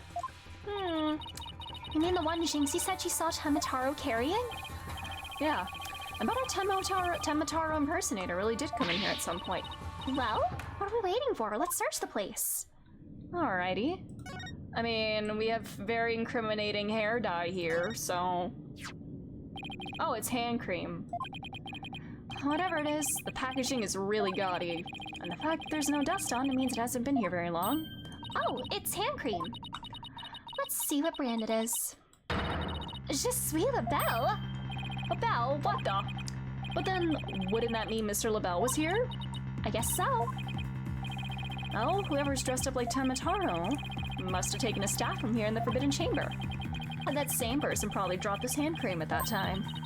In other words, the Temataro impersonator we're looking for is none other than... This motherfucker! Florent LaBelle! Indeed. This might be a big break for us in court tomorrow. Now all we have to do is get the truth out of Mayor Tenma. Alrighty. Anything else? Black feathers. They look exactly like the ones in the Fox Chamber. That means the killer must have been in here at some point. The question is, why? Maybe. Maybe the Temataro costume was hidden in here? I mean, if someone carried it through the manor, it would have stuck out like a sore thumb. But when did the killer get in here? The mayor snatched the Forbidden Chamber key when the killer hit him on the head. That means the killer could have only gotten here before the murder. This is one tough riddle, alright? Here hath Tenmataro been imprisoned. Looks like a gravestone or something. It reads, here lies Tenmataro, age 80. Cause of death, choked on a chicken bone. Say it ain't so. Besides, it sounds more like an autopsy report than an epitaph. Wait, you're joking around because you're scared. It's your coping mechanism, calling her out, Jesus. We're not scared. Freak out Central, right here, baby. Cut it out, widget. Denial is strong in this one. Alrighty. Lanterns? Like those Japanese garden lamps? Where's the switch? Lamps like these are lit by fire, not electricity, so there is no switch. Oh, here it is. What? It was hidden out of sight. I see Temataro's cell has been outfitted with all the amenities a yokai could want. Doggies are barking downstairs. I am so sorry if you can hear them. Yeah, they're being very loud. Kenshi, hello, how are you doing? How's it going? There's a bunch of staves, and one's missing. The Temataro Jinxie saw must have taken it. I'd have to agree. He's look like the one Detective Fulbright showed us. Oh, woo! They bark, bark. Why do you think there's so many here? Maybe they're spares. Temataro might be, you know, absent-minded or something. But the fact that he has spare staves handy, well... Trev, hello, how are you doing? How's it going? It shows that he's aware of his faults and is trying to deal with them. Oh, how generous of you. Or at least that's my take on it. That's her psychological perspective. Maybe this will remind her to deal with her own faults. Jesus, Apollo! God damn. I wouldn't hold my breath. My God, Apollo. All right, the big boy. That's one big statue. Statue, you're huge. Something like 15 feet tall. That's like 3 Apollos tall. And look, this Temataro has a staff. But the Temataro in the scroll didn't have one. I wonder why. I feel like this could be significant. But why? Is this just propaganda to change Temataro's image or something? I don't know. I don't know. Let's take a closer look. All right. What's on the table? Paula, are you sure that's a good idea? Hey, looks like there's some sort of compartment in the base of the statue. Don't open it. Who knows what might be in there? Another dead body?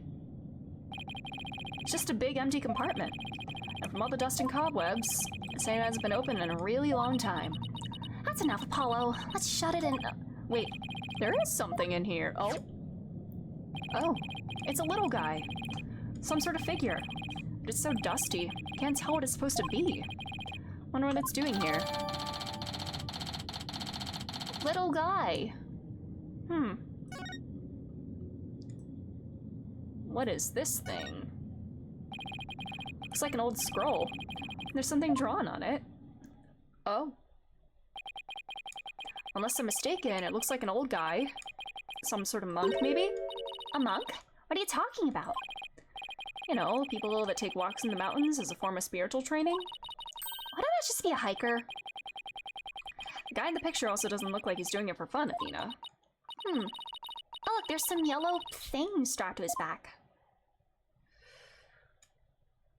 What? Oh, is this the birth of Tenmataro? Roar! Is this the full story? The full legend? What's this scroll getting at? Is this how Temataro was born? Oh, whatever it is, it's definitely creepy. Ah, vent! An air vent. I guess even forbidden chambers need proper ventilation. I don't think anyone could reach this one either. Yeah, and there's nothing to stand on around here. Wonder where this vent leads. Well, the Fox Chambers vent didn't reach this way, so maybe it doesn't have anything to do with the case after all. I don't know. Temataro vented, no way, sus! Guess that about wraps it up. What now? We should probably talk to some of the witnesses again. You mean like Mr. Filch and Jinxie? Yeah, I really want to ask Mr. Filch about the village superstitions and Temataro. Alright. Do you have anything to say about that? No. Alrighty. This is where Filch is gonna be, right?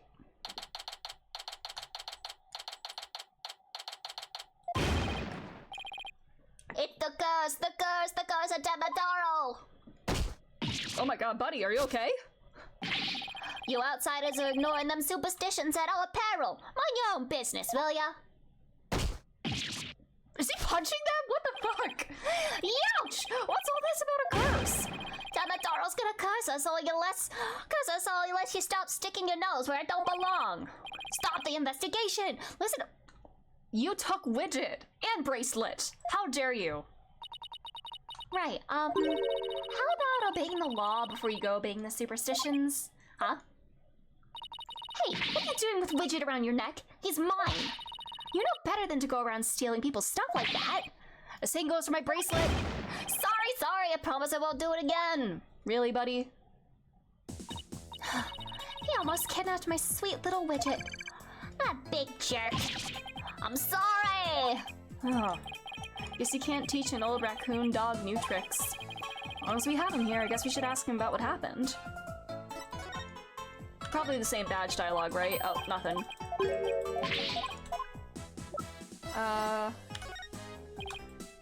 Nothing about that.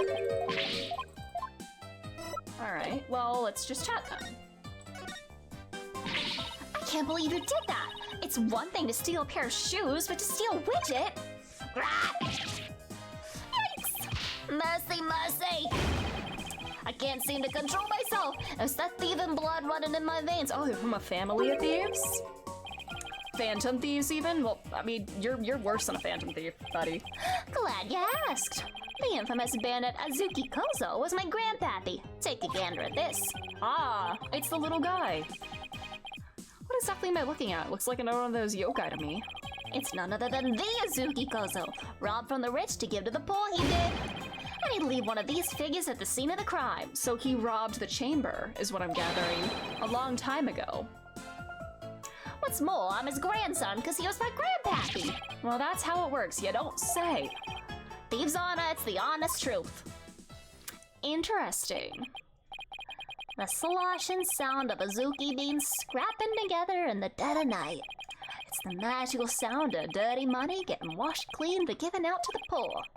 I'm Azuki Kozo, washer of money, giver outer of wealth reborn. A wealth reborn. Forget the money. You should be washing yourself for this nasty habit. Disgusting. This figure looks familiar. Just like that old dusty figure we found in the Forbidden Chamber. Hey! What are you doing with that there figure? Oh, we found it in the Forbidden Chamber. Looks like it'd been there practically forever. Could mean my grandpappy broke into the Forbidden Chamber way back. Hey, that reminds me. He once told me there's treasure in that there chamber. Is it communist? No! Man, the capitalist state of Japanifornia. What do you know about the treasure in the Forbidden Chamber? Only that it's the greatest get-rich-quick chance in the universe. Grandpappy told me all about it. Said there's an amazing treasure in there. There's something amazing in there? Didn't see anything like that, though. Your grandfather didn't by chance already steal it, did he? Seeing how there was one of his figures in there, that just might be. That's Grandpappy for ya. Bet he washed that treasure up real good before handing it out to the poor. Oh, of course. Because he was so righteous. Okay. In court, you mentioned seeing Tamataro near the scene of the crime. Sorry I didn't come clean right away, but them superstitions got the better of me. The people in Ninetales sure seem like a superstitious bunch. I'm not surprised you wouldn't want to talk about seeing Tamataro. Darn right!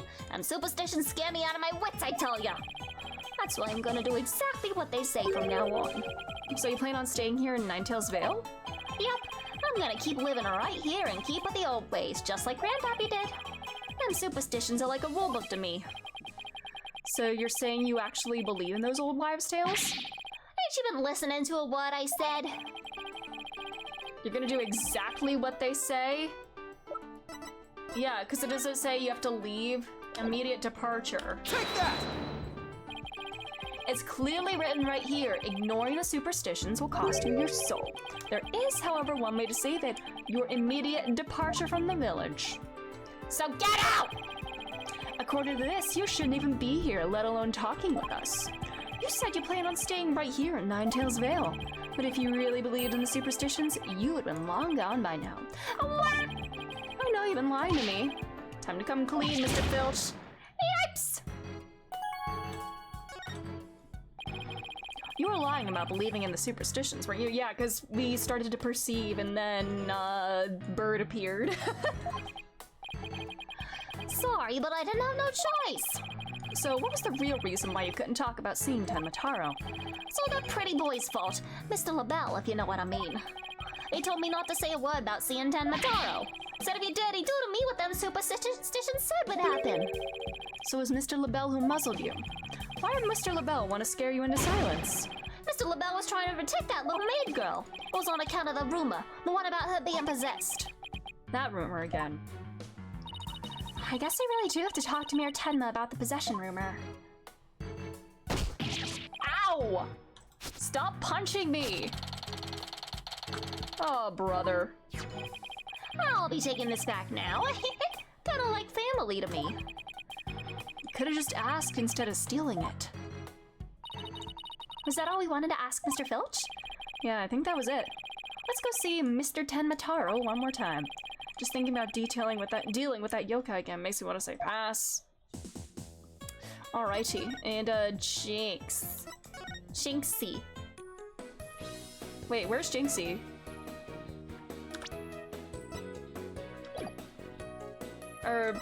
We'll go talk to, no, let's see what she has to say here, just for funsies. Any good ideas yet, Athena? Good ideas? You bet I do. Well, there's that thing. Thing? What thing? You saw right through me, didn't you? Huh? You mean you really have nothing for me? Oh, sorry. I just got a little carried away. Oh boy, bluffing is obviously not her strength. You've got a lot to learn from Mr. Right. Seems we finally have the real killer in our sights. The only person to threaten Mayor Tenma pushed for the municipal merger, and to be identified as at the manor disguised as Tenmataro, is none other than Mayor Tenma's aide, Florent LaBelle. We're in for a fight tomorrow. Let's banish Tenmataro both literally and figuratively. Welcome back, Abaddon. We are dealing with many things, legends, and this guy again. This freak. We'll send that yokai packet along with a twisted samurai of a prosecutor. Let's do this. I feel like my widget voice is still yet undefined. It's been swapping around a lot.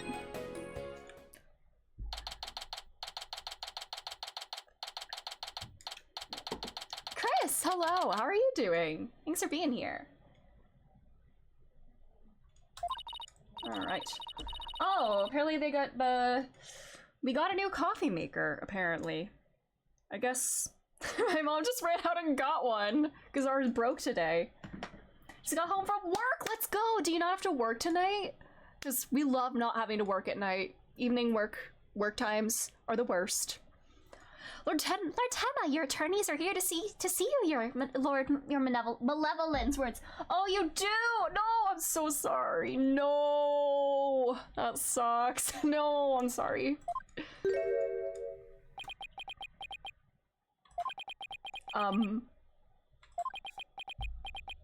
Sir, why are you speaking like that?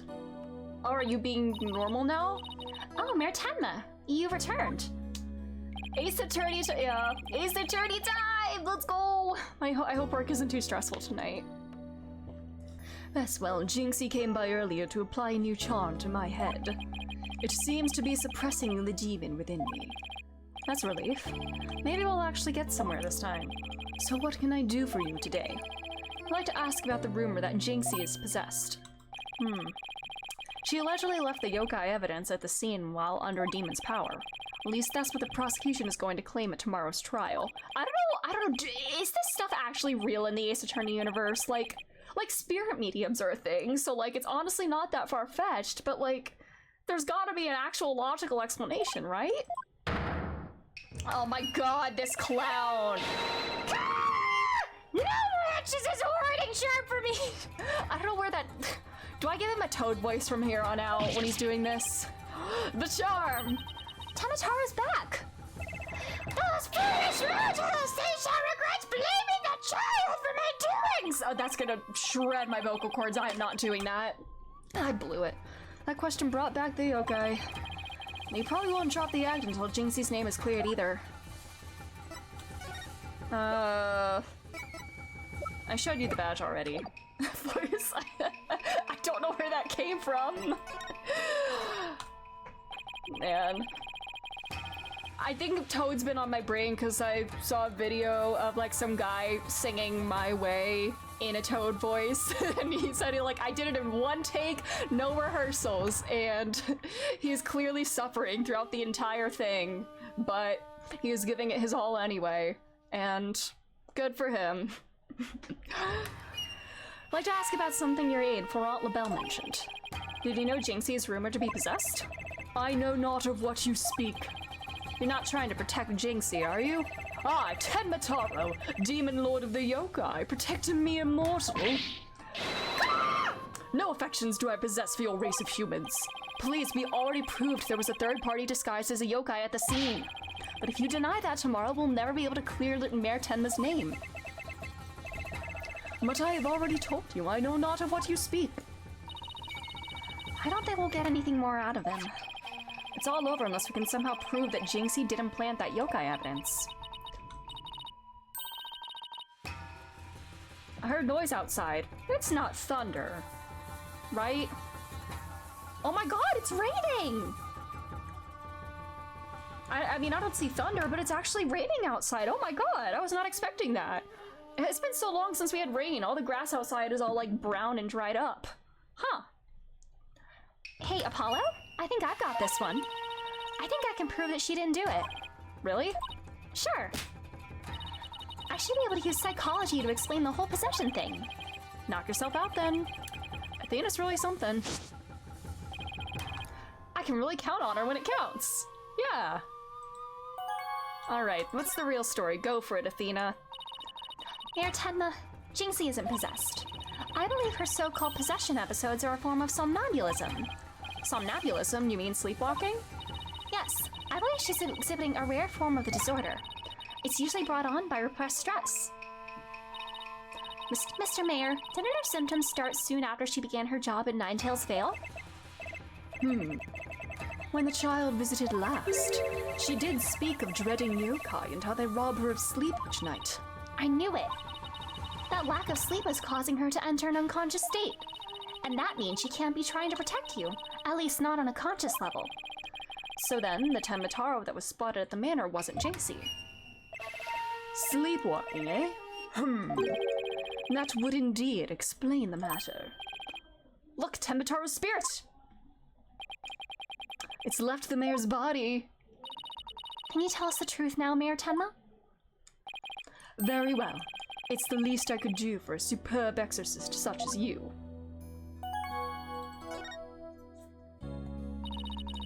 Mayor Tenma, you didn't leave those feathers and tracks at the scene, did you? I did not. Neither I nor Jinxie have anything to do with that. That was the killer's doing, no doubt. I knew it! You suspect Florent is behind all this. But why? Did he really want Ninetails Vale that badly? I mean, I don't know. Is he actually trying to like sell his stuff or whatever? No, he says, oh, it's only for me or whatever. I don't know.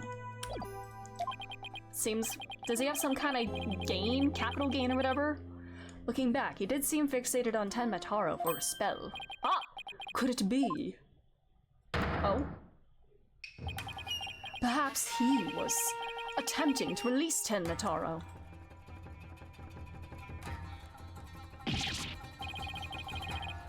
Is that thunder outside? That's crazy. Are you saying that yokai is real? Whatever the case, Tenmataro brings nothing but pain and misfortune. It's as the superstitions warn. You must not gaze upon him, nor free him from his prison. But how can people actually believe that?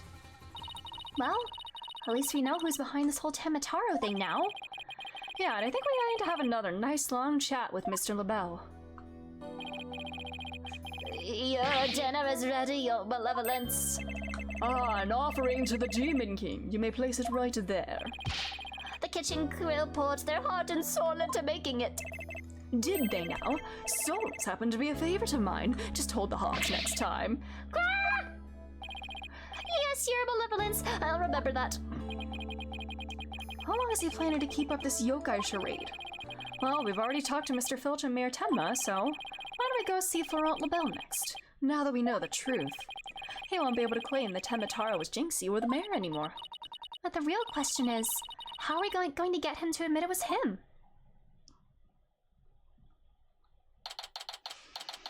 Is he gonna, like, beat us up or something, or, you know, bonk us? Oh, he's got purple hair now, oh my god. Alrighty. Oh, what are they doing? Okay, now let's practice that again! Filchy from the top! Mr. LaBelle was in the foyer at the time of the crime. Oh, they're rehearsing testimony. And we heard a scream. Aw, heck, what's the next part again? You have the memory capacity of a flea! This is the 30th time, you know! Now 100 times more and we're done. What on earth are they practicing? Oh, I ain't cut out for this. Whoopsie daisy! Ow! Oh, begging your pardon, Mr. LaBelle, sir. It's just all this practice. Yipes! Unbelievable! What if you had sullied my outfit with those grubby paws of yours? Did Filch filch LaBelle's wallet just now? So, what do you think they're up to this time, Apollo? Oh, it's you two! Eavesdropping, are we? You peasants are so tacky! Well, what do you want with me? Your confession to being the Tenma Taro imposter would be nice right about now. I mean, I already showed the badge. I don't think I'm gonna get anything new. Or even from this. Oh yeah, I can't show it off, yeah. Never mind. Alright. Is he gonna, like, pepper spray us or, like, use some especially potent perfume or whatever to knock us out? Mr. Filch filled me in on a conversation you two had, and about how you told him not to say a word about seeing Tenma Taro. Filchy, you fool! I told you nothing good would come of you running your mouth! So why did you want to keep Mr. Filch quiet like that, Mr. LaBelle? Why, to protect darling little Jinxie, of course. But Jinxie was never really possessed. She was sleepwalking. Being asleep at the time, she couldn't have been consciously trying to protect the mayor. Why is he fondling that flower? Good question. I don't know. It's freaky. That also means she couldn't possibly have been Tenma Taro. Interesting. But where are you going with this? Since you asked so politely, I believe you have a different reason for trying to keep Mr. Filch quiet. That reason would be to deflect doubt away from the one who is really Tenma Taro. Now this is getting interesting. Are you insinuating that I'm Tenma Taro? So sorry to disappoint, but I'm nothing of the sort. That's right. Mr. LaBelle even told me to... I said Tenma Taro was Jinxie, you fool. Yeah. Honestly, you have the memory capacity of a flea. Practice it 100 more times. Yipes. So, have you been called to testify tomorrow? Yes, and I'm so looking forward to my courtroom debut. But you'll just have to wait until then. Why is he tickling it now? Why did I never notice that animation before? I was just mainly paying attention to the finger, but why is he tickling it?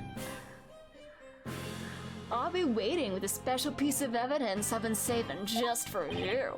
Filchy! Wake up, you lazy bones! Huh? What? Was I sleeping? It must have been that sweet cologne of yours, Mr. LaBelle. Made me right sleepy, it did. Are we about to have that sprayed in our faces? Well, it's time for your lesson on what to do and say tomorrow. Oh, I'm begging you, not another lesson. I ain't cut out for thinking and remembering stuff. Ow! Right up the schnozola.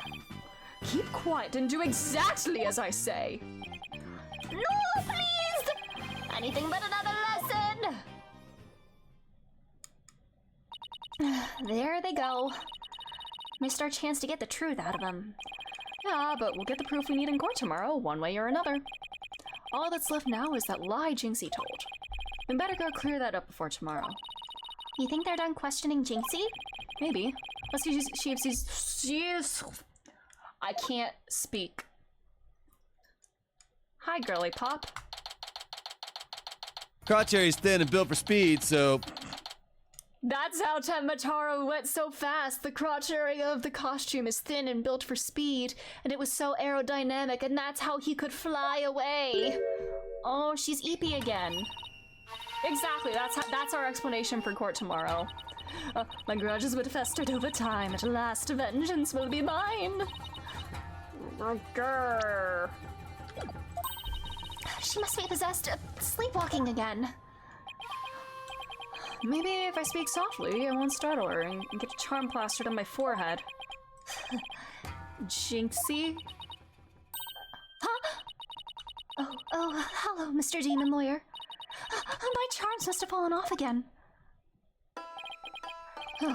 Guess I can avoid a charm slap by toning down my cords of steel. Yeah, I don't have to shout everything, buddy. Are they done questioning you, Jinxie? Uh-huh. And on the way back, I stopped here to buy a new charm that was just released. Yeah, which one? Yeah, her head. Wait, the spider? Oh, I see what you mean. I see. The spider, there. I see. Half spider! The one with the nine-tails fox and Tenmataro. It shows them dancing together. Really? Two bitter rivals dancing together. Oh, Apollo.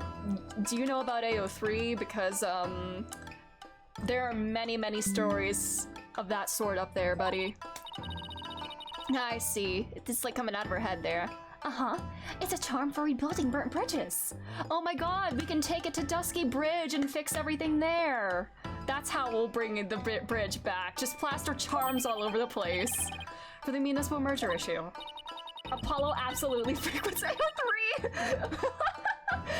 Clavier Gavin X Reader fix, because they most certainly exist in this universe. Like, there are definitely in-universe fics where the reader gets sold to the Gaviners. Do you think Trucy reads them?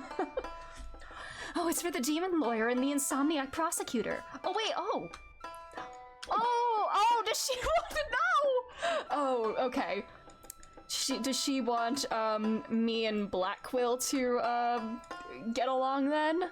I'm so sorry, Jinxie, but we need to introduce you to Clavier because Apollo's already taken. He's already got his prosecutor rival. Black Quill is an outlier here. It'll stop you two from fighting like you did in court this morning. We weren't fighting. It was just a spirited debate. It's what. No fighting. Charm slapped again. Apollo, if you're done playing around, let's find out what she was lying about. Alrighty. Jinxie, it seems like you're starting to remember things. You already said the feathers and tracks weren't there when you discovered the crime. Have you remembered anything else that seems important? Like what? Tell us what you saw that day. Maybe you'll remember something else this time. When I opened the door, Papa and the Alderman QB were collapsed in the Fox chamber. That's when Papa told me to call an ambulance and the police. That's all he said before he passed out in the chair. All right. She's holding something back. Perceive.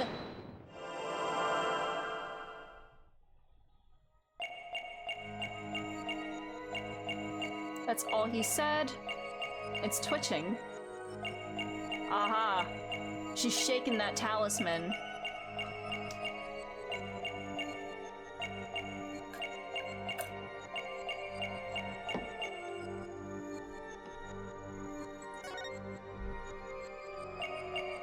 We said something else. You were very nervous when you said, that's all he said. Weren't you? Because that was not all he said, as you said. I saw your fingers move as if you were gonna slap someone with a charm. Huh? Listen to me, Jinxie. This is very important. Did Mayor Tenma say anything else to you? It was nothing. He was just talking in his sleep. Talking in his sleep? So you admit that he did say something else? could you tell? Only a demon could have such powers.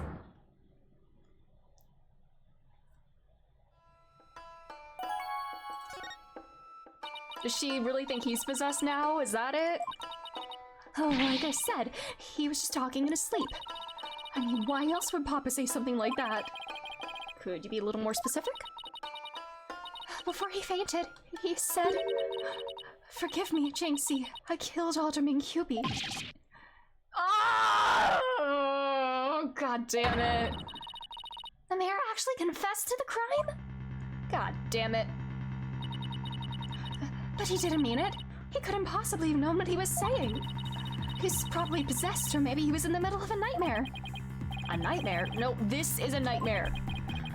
This is one statement I wish I'd never heard. What in the world are we gonna do now? Return to the basics? Use the evidence to prove that Apollo has a gorilla grip coochie? Always believe in your client no matter what happens. That is a lawyer's greatest and most trusted weapon. Right. Just believe in my client, even if all I can see is ahead is darkness and despair. Jinxie, does Prosecutor Blackquill know about your father's confession? I didn't mention it when he was questioning me. The gorilla grip coochie. It's one of my favorite Ace Attorney memes. I think the whole thing is based on like a Tumblr post of everybody in the courtroom being like, "Boo, Phoenix, we hate your pussy," and then Mia Fey showing up and being like, "Phoenix, you missed something. Use the evidence to prove that you have a gorilla grip coochie." Yeah, it's one of my favorite Ace Attorney memes. Why would the mayor confess like that?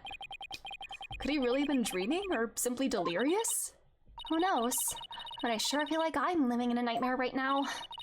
Oh, hello, what are we gonna do about tomorrow's trial? The crime scene was locked tight until Jinxie arrived, and our clients even confessed. Not only that, Jinxie's been accused of planting the yokai evidence. I love a fandom with a good sense of humor, same. I love the load-bearing Ace Attorney memes, like, most famously, the Mueller's one, and and the "okay bitch, call your lawyer, I'll have sex with him." I love that that's the art that they used in the Nintendo Direct when they announced investigations, the shot of Edgeworth putting on his coat from the "okay bitch, call your lawyer" meme, because that's the only thing I think of when I see that art. So yes, it's time. And I saw the Ace Attorney official account retweeted some art of Edgeworth putting on his coat like that with the caption, "okay, call your lawyer." And everybody was like, do you think they know what the caption means? And I'm inclined to believe yes, because they've been very active on Twitter over the past few months. And I'm sure they've seen, like, all of the things that people put into the replies of their tweets. So I'm fairly sure they know what that caption means. Both the mayor and Jinxie are gonna go to prison if we don't do something. I know. Oh, let's see here. A lack of a third party in the locked room is a major problem. I really only know the Mueller's one, but I bet they know what it means. Yeah, they probably do. Jinxie has testified that when she first opened the door, Alderman Cubie and Mayor Tenmo were the only people she saw in the Fox Chamber. But the real killer must have been hiding in there as well. Considering the room was locked tight, that's the only logical explanation. Our mystery person must have then fled the Fox Chamber when it was opened. And that's when Jinxie saw what she thought was Temataro. But Papa and the Alderman were the only people in there. I didn't see anyone else. What's going on here? LaBelle is extremely pale, but he's far from transparent. So just how did he hide himself at the scene of the crime? I mean, we literally found his hand cream in the chamber, so... Whatever takes in court tomorrow, Apollo. We have to take down that dirty, rotten Tenmataro Florent LaBelle. Right. We'll get him with a legal exorcism justice style. Apollo, you were such a loser and I love you. Alright, court time, baby! And we get to see what the hell Blackquill is gonna do this time. Man, I love that every prosecutor in this series is so dramatic. Alright, trial time.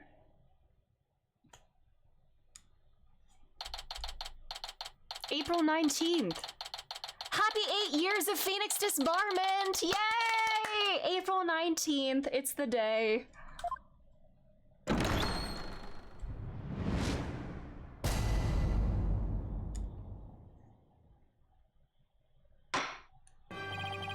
Court is back in session for the trial of Damien Tenma. Apollo Justice Defense Team Leader is ready, Your Honor! Athena Sykes, Assistant Defender, is ready too, Your Honor. Je suis prêt. As chipper as ever, I see, and in French, no less. And the prosecution. Oh, he's cuffed again. And he's got the bird already. Very well then. By the way, I asked Detective Fulbright to provide sturdier shackles today. There will be no more of your funny business this time, Prosecutor Blackquill. Now, your opening statement, if you would. I believe it's standard procedure for the prosecution to handle it. Looks like the judge is really bringing it today. You probably realized how Blackquill played him. That was one mean game, as Simon says. Yeah, his honor has to fight to defend his honor today. Your boldness. Great opener, buddy. It's plain to see that you've always dreamed of delivering an epic opening statement. I have? Oh my god, he's already doing this. I don't know if I'd say that. Why, of course you have. I saw it in your eyes the last time you gave the opening statement. That was the look of one who yearns deeply for the thrill of an epic opening statement. For decades now, you have been watching opening statements from your bench. They were the crown jewels of the court. The one thing you could not possess. This man's... Dude is just... Wow. The crown jewels of the court. Now, at long last, they are within your grasp. How could you possibly refuse? What is he doing? Is he RPing as the judge? Oh, so you don't mind if I do it then? Is Simon a master manipulator, or is the judge just really stupid? Probably both. I'll make a special exception just this once. Here we go again. Yep, more of Blackwell's mind games. Well, in that case, I think I might go ahead and make the opening statement myself. In yesterday's session, we learned the shocking truth that the victim, Alderman Rex Cuby, was the Amazing Ninetales. We also learned that the Amazing Ninetales was a key figure in the yokai craze and the anti-merger protests. It was further revealed that upon learning Rex Cuby's secret identity, Mayor Damien Tenma murdered him. Alright, Judge, already just making a judgment right there. The fact that the crime took place in a tightly locked room was also brought to light. And the only people in that tightly locked room were the defendant and victim. Hiccup. The defense proposed the existence of a hypothetical third party, but further investigation revealed no proof of a third party who escaped the room. Ergo, indeed, verily I say, we must conclude that the evidence against the defendant is, well, conclusive. Oh my god, this son of a bitch. Did I say something wrong? That was quite astonishing. You've truly outdone yourself this time. Oh. One more thing to boast about to my grandchild. Well, this was not an unexpected turn of events. Now then, it seems the prosecution has called a new witness to testify. The inexplicable yokai evidence left at the scene of the crime. Well, does that not demand some sort of explanation? The feathers and tracks? Weren't those left by the mayor while he was possessed? That was but an act to protect his daughter. Oh. Yes, of course. I had suspected as much. Wait, did he actually believe the mayor's award-winning performance? His daughter was the one who planted the yokai evidence. Ergo, the true identity in the yokai in the manor was the manor's maid, Jinxie Ten. Objection! The prosecution is engaging in mere conjecture. Would you care for some witness testimony, then? I love that, like, the bird's eyes just go like, whoa, whenever he does the slam. For I am ready to prove that the little scamp is the one behind the Tenmataro farce. Witness testimony. I'll bet he means Filch and that creep LaBelle. Very well, then. Bailiff, would you bring in the first witness? Hi again. Mr. Filch, you made quite the hasty exit yesterday. See that it doesn't happen again today. Been known for my hasty retreat since I was a kid. Bit of a trademark of mine. Indeed. You managed to give a total of 5 bailiffs the slip. Like those amateurs could ever nab me. Yipes! Perhaps we should shackle you by the neck. That would keep you in place. Buddy. Please, I'm liable to rip my own head off if I start running. Why is the prosecutor just allowed to say things like this? Your statement, now. Yes, sir, Mr. Blackhead, sir. He may be at a hasty retreat, but there's no escaping Prosecutor Blackquill. Yeah, Blackquill doesn't strike me as the give-up-easy type. Now then, Mr. Filch, your testimony, please. Specifically, the true nature of the yokai you saw in the manor shortly after the crime. Alrighty. Temataro's really that little maid gal. Ain't no doubt about it. I mean, the Temataro I saw was just a little thing about her size. But the little runt had a big old staff. I seen her when she came into the foyer. Betcha she stole it from the Forbidden Chamber after stumbling on the crime scene. She's gonna use it to wallop me on account of my fierce reputation, I just know it. Alrighty. So, Temataro was short in stature. And that's because it was Miss Jinxie Tenma all along? You betcha. Besides, all the rest in the manor are way taller than her. Feigning height is but an easy thing. To stretch a person out, I don't know.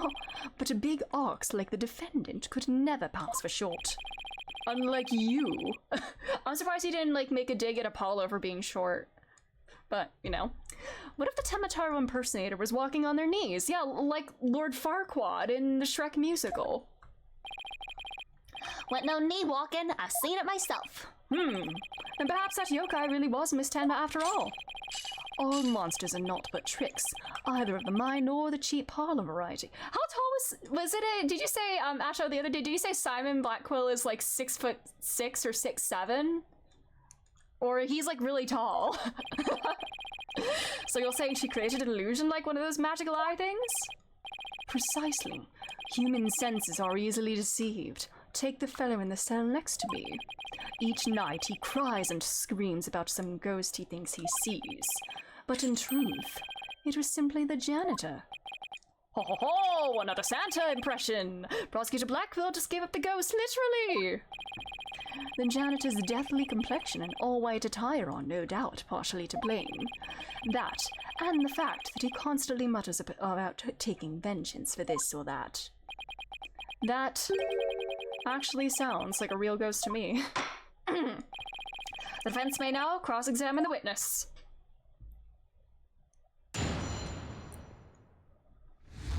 It would be so funny if Apollo needed to stand on a crate to, like, stay above, like, the defense desk. Listen, I'm a tall person. I have to make fun of short people, and Apollo is the short guy of the game. I don't care if Athena's technically shorter. Apollo is short, and I must bully him for it. Mr. Filch, you and Mr. LaBelle mentioned something about a practice yesterday. Do you deny this so-called lesson was about what you were supposed to say in court? No, you got it all wrong. And could you tell the court exactly what sort of lesson it was? Oh, it was, what was it again? Yipes! I remember that. You know, numbers and stuff. He's completely under Blackquill's control, too. Anyway, that Temataro was that little bay gal, so what's the difference?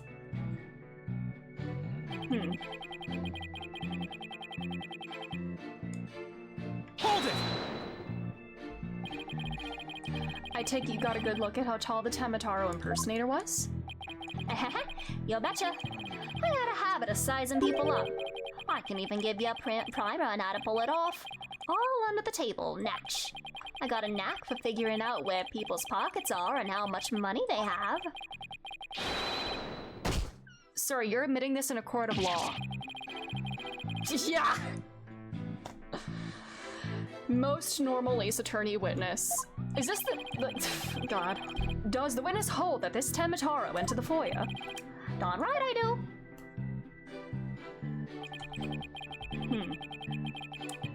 Big staff. Hold it!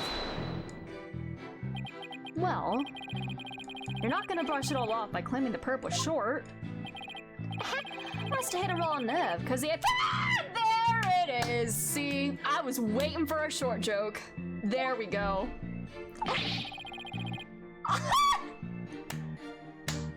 Where's the other box?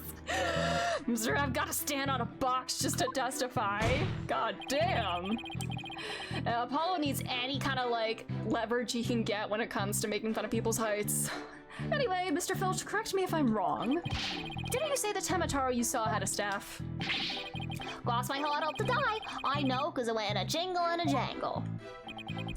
And where do you suppose that staff came from? Staff, you say? Well,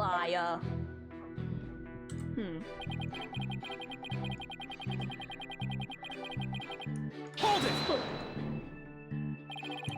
I suppose you mean to say that Jinxie Tenma entered the Forbidden Chamber to get one. Well, I ain't never seen a staff like that in the manor, so it had to be the Forbidden Chamber. Oh, really? The stench of Labelle is thick in the air today. Jinxie entered the Forbidden Chamber after the incident. Then she took the staff and tried to cover up her actions by pretending to be Temataro. I guess that's what Phil's just trying to say. Wasn't it locked? There is one thing I was wondering about. Why did that yokai have a staff in the first place? Well, I've got my hunches about that. Oh, brother. Hold it! Alright, what does this clan have to say? Wallop you? And why would the so-called yokai want to do that? That little maid gal never did like me. She always hightails it when I come round and she sticks these weird papers on my noggin. She probably thinks of him as the dreaded Tanuki monster of Kyubi Manor or something. We need to prove that Jinxie is in Tenmataro, but I have no idea how we're going to do that. All we have to do is prove that it was impossible for Jinxie to turn into Tenmataro. That might be easier than you think. Really? Now's a chance. Alright. Okay, let me review everything that we got.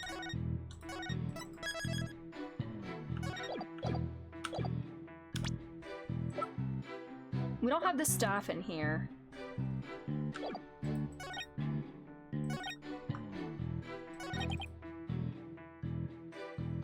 Huh.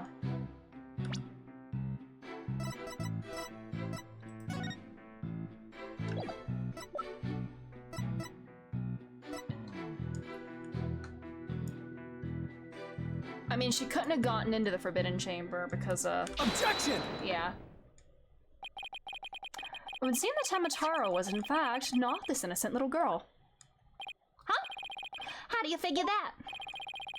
You claim the Temataro you saw had one of those stays from the Forbidden Chamber. Would have been impossible for Miss Tenma to get a hold of one. Care to elaborate, Mr. Justice? The mayor swallowed this key shortly after the murder. He has something in common with your boss. He eats evidence. He wanted to keep the killer out of the Forbidden Chamber. What's this? This key was deep in the mayor's stomach when Miss Tenma discovered the crime scene. So you see, it would have been impossible for her to get into the Forbidden Chamber. In short, the Temataro seen holding that staff could not have been Jinxie Tenma. Ah, oh god. My bro is already in pain. What?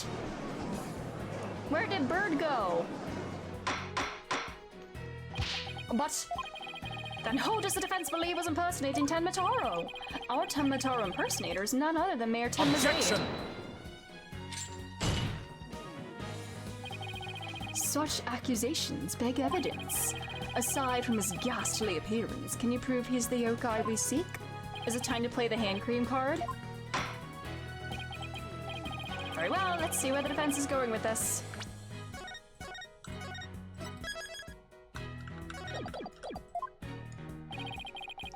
Proof as to the true identity of the Tenmataro impersonator. Would it be this? Take that! We found this hand cream in the Forbidden Chamber. We know that whoever was Temataro took one of the staves out of there. In short, I believe whoever this hand cream belongs to is the yokai impersonator we're looking for. But Mr. Justice, how do you propose to identify the hand cream's owner?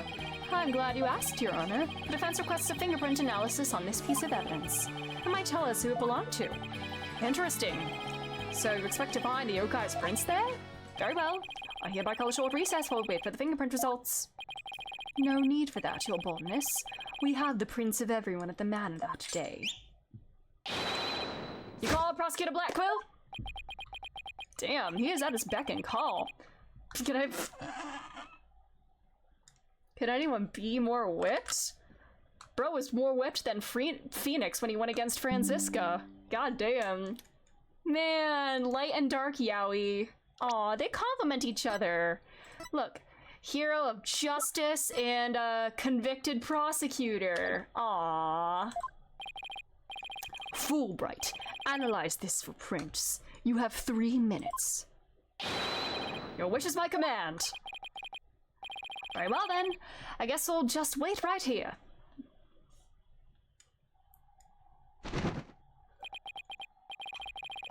It would seem the fingerprint analysis is complete. What did the results show? What in the world?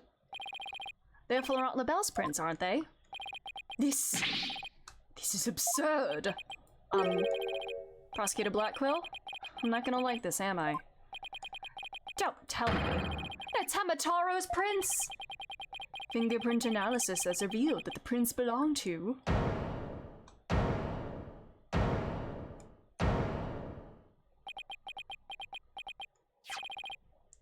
Oh my god. Oh no.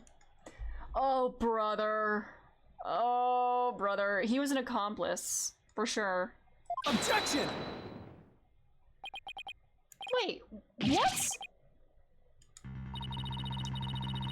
And Mr. LaBelle wasn't the one who entered the Forbidden Chamber? Objection! Unless he made Filch like touch it to get prints on it, and I don't know. Why, you tricksy little Tanuki? Explain yourself now.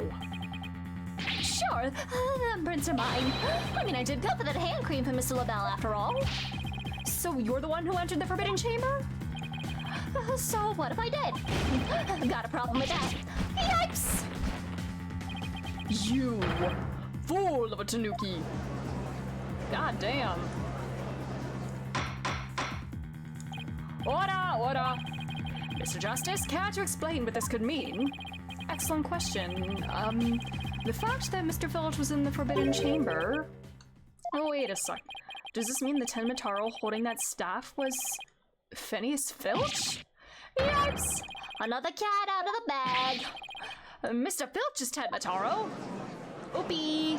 Well, one mystery solved, I guess. I don't understand. Does this mean Mr. Filch is the real killer? The witness will explain himself this instant. Begging your pardon, your honorship, but I was just doing what the alderman told me. He wanted me to be Tenmataro in the village exorcism ritual. Oh, you mean the event at the Nine Tails Vale Festival? So that was you inside the Tenmataro costume? Yep. And after the event, I went to watch that pro wrestling program. The Twilight Wrestling match. But it bore me to tears on account of the wrestlers being complete jobbers. So you didn't actually watch the entire wrestling match? That's when I looked at the Tenmataro costume and got a great idea. Nobody can tell it's me when I'm wearing it. And because of them superstitions, no matter what I do, the villagers won't say a word. In other words, you use the superstitions to effectively render yourself invisible. Why did you want to enter the Forbidden Chamber in the first place? Because of the treasure there! Oh, that was my big chance to sneak in and nab it. Treasure? Only that is the greatest get-rich-quick chance in the universe. Grandpappy told me all about it. He said there's an amazing treasure in there. He went in there not knowing his grandfather had already pilfered it? Guess that's one tale that didn't get passed down from grandpappy to grandson. Wait, how exactly did you get into the Forbidden Chamber? There was a meeting in the Fox Chamber that day. Plus, the mayor swallowed the only key that could open the Forbidden Chamber's door. You couldn't have possibly gotten in. I could through the air vent in the foyer. Then left to the alderman's picture. I went on in and made a nice little hole. Used that to get in the air duct that leads to the Forbidden Chamber, I did. You what? But how's that even possible? Wait a sec. Remember that air vent in the Forbidden Chamber? So Mr. Filch found a way to get into that air duct. And that's how you got from the foyer vent to the Forbidden Chamber vent? Oh, brother. So Tamataro was nothing more than a cat burglar, or rather a tanuki burglar. And we're back to being without anyone to charge for the alderman's murder. Looks like our so-called yokai is nothing more than one big troublemaker. Tell me, Mr. Filch, what did you do after fleeing to the foyer? I got out of the costume right quick. Would have just caused trouble at that point. And where is that costume now? Heck if I know. That ain't my fault if you never find it. The police searched every nook and cranny. No yokai costume is left in that manor. What if it was tossed outside the manor? Ah!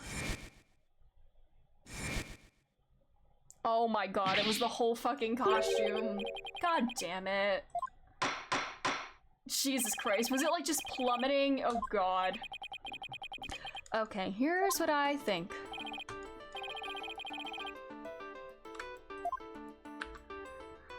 Oh god, shit. Do these windows open completely? Take that! Did you toss it out the window? Because that would certainly explain why it didn't turn up inside the manor. You think I tossed it out the window? That costume cost me a pretty penny. So why'd I go do something like that? I can think of a few reasons. Any bright ideas, Apollo? Well, assuming the costume really was tossed out from the window, then the next question would be, what happened to it after that? And if I'm right, I might have just the thing to prove what happened to the costume. Phineas Filch, I have just the evidence for you. You do?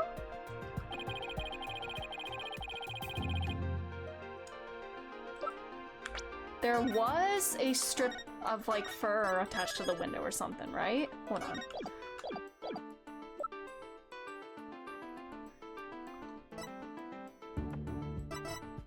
Oh, this. Take that! Ah, that's... Tenmataro flying through the sky. And just how does that prove Mr. Filch threw his costume out the window? It's quite simple.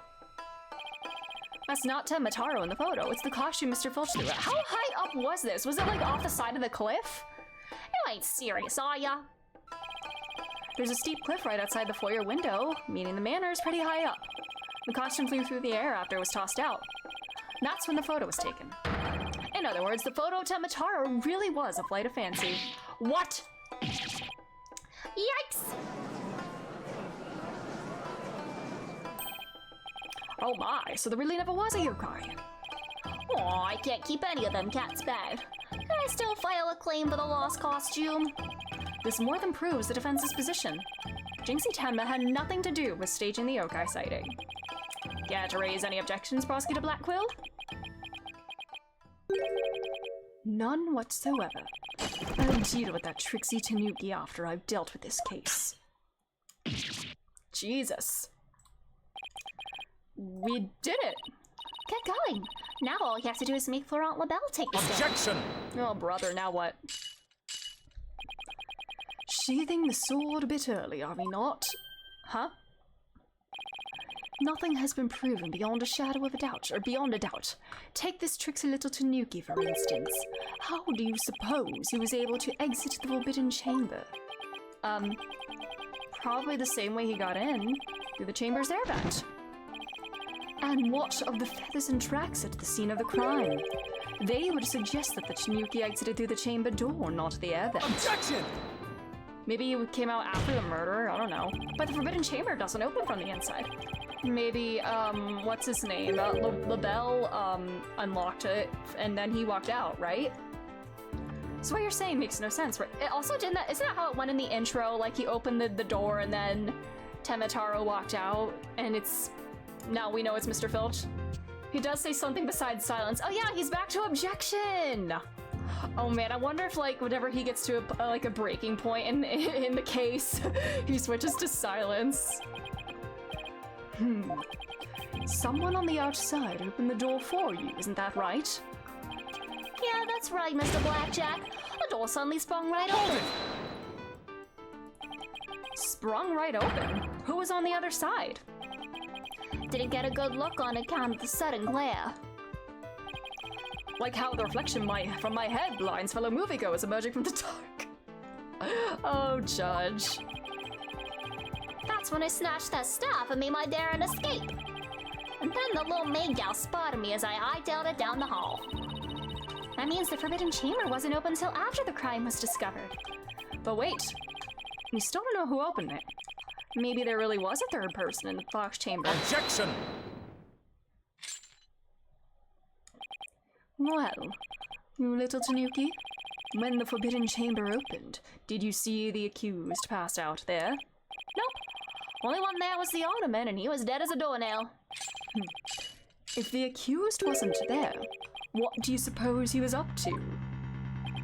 Uh-oh, I don't like where this is going. Ah, don't tell me! Plainly, the only one who could have opened the Forbidden Chamber was the accused Damien Tenma. Or... Hold it! Wait a second. There had to be somebody else there besides Mayor Tenma.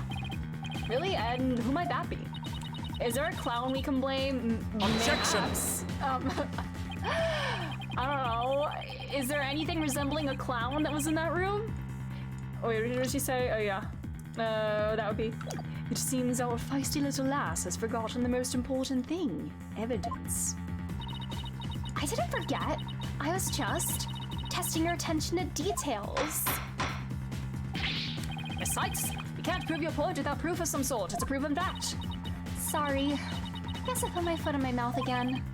No, Athena, we're definitely onto something here. We are? Think about it. If Filch was stuck inside the Forbidden Chamber, one of the alibis we heard would no longer hold any water. The defense would like to call a new witness to the stand. Oh, shit.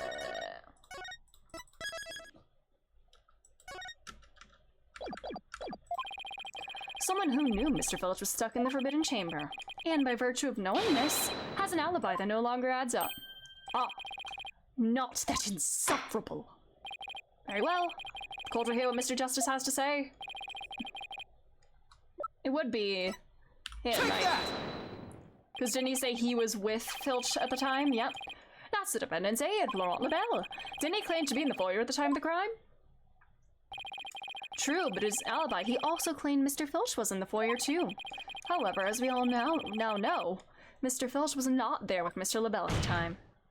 I'm sure Mr. Lebel's ally has disappeared. Oh. Laurent Lebel's alibi was one big lie. Isn't that right, Mr. Filch? I reckon there ain't no keeping that cat in the bag here neither. It was all Mr. Lebel's idea. He told me he'd button his lip about me breaking into the Forbidden Chamber. I'm attorney said we vouch for each other's alibi. Shame on you, Mr. Filch. Perjury is a serious crime, you know. Sometimes it is a crime that we punish. Not always, but sometimes. Aw, shucks. Mercy, Your Honorship, mercy, ah! Feed, bird. I also assert that the person who opened the Forbidden Chamber for Mr. Filch is none other than Laurent Lebel. After all, his alibi has just been proven to be a complete fabrication. And we see Mr. Lebel has to say for himself. Yes, we're finally gonna drag that slippery snake onto the stand. In the meantime, the prosecution will question Mr. Lebel about these new allegations.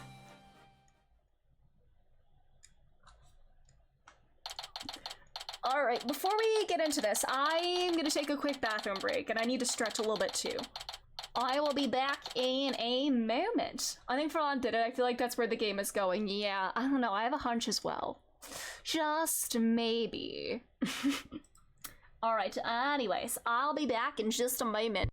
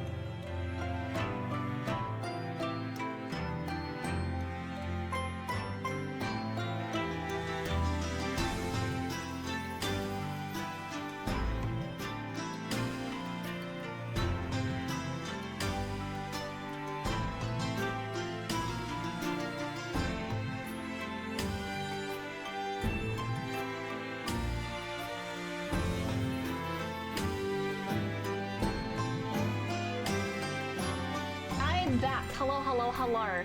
I returned. Oh my gosh, that was actually Susato's theme. Alrighty. Anyways, God, I love the Great Ace Attorney soundtrack so much. I think it honestly might be one of my favorite soundtracks in terms of like musical narrative and the way each song, like with its use of like leitmotifs, instruments, time signatures even, like I can't talk about the best parts of it without getting into spoilers, because God, I love that soundtrack so much. Anyways, yeah, she can be my husband for this transgression. Totally fair, yeah, it's fine. We did it, Apollo! We finally dragged Mr. LaBelle into court. Yeah. Hey. Hey, why the long face? I can't help but feel I'm missing something important. Plus, Prosecutor Blackwell's bound to counterattack. You really are worried, aren't you? It'll be fine. A mystery figure who opened the Forbidden Chamber for Mr. Filch had to have been for Aunt LaBelle. I know. But that's not what's bugging me. I wish I could put my finger on it, though. Thank you, Apollo. Thank you for saying I wish I could put my finger on it instead of I wish I could finger it. Rare Ace Attorney not using the word fingering. Oh, they usually use that word for other people, not for oneself, unless you're Phoenix in the trilogy, the original trilogy. I keep saying that. Unless it's Phoenix fingering himself about the urn. Just, yeah, he didn't see the opening anime cutscene. Yeah, if he had seen the cutscene, then it would have been fine. See, Apollo needs to watch anime. Then he would know who the killer was. Anyways. At any rate, the big showdown with Mr. LaBelle is up next, so chin up, Apollo.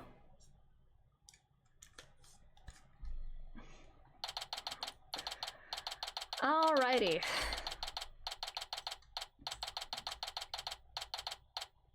Wouldn't it be so funny if just it's 8 years since the disbarment. Wouldn't it be so funny if like Phoenix and Clavier are just like chilling in the lobby right now being like, hey, remember when that trial 8 years ago? And like, oh, and then Apollo just like runs away when he sees them in the lobby together.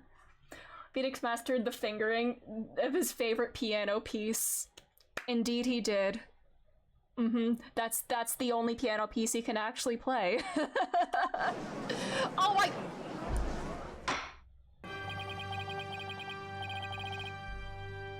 This man is becoming the Joker. We have the Joker in the courtroom. Next witness... It's Cunty Joker. Although, you know...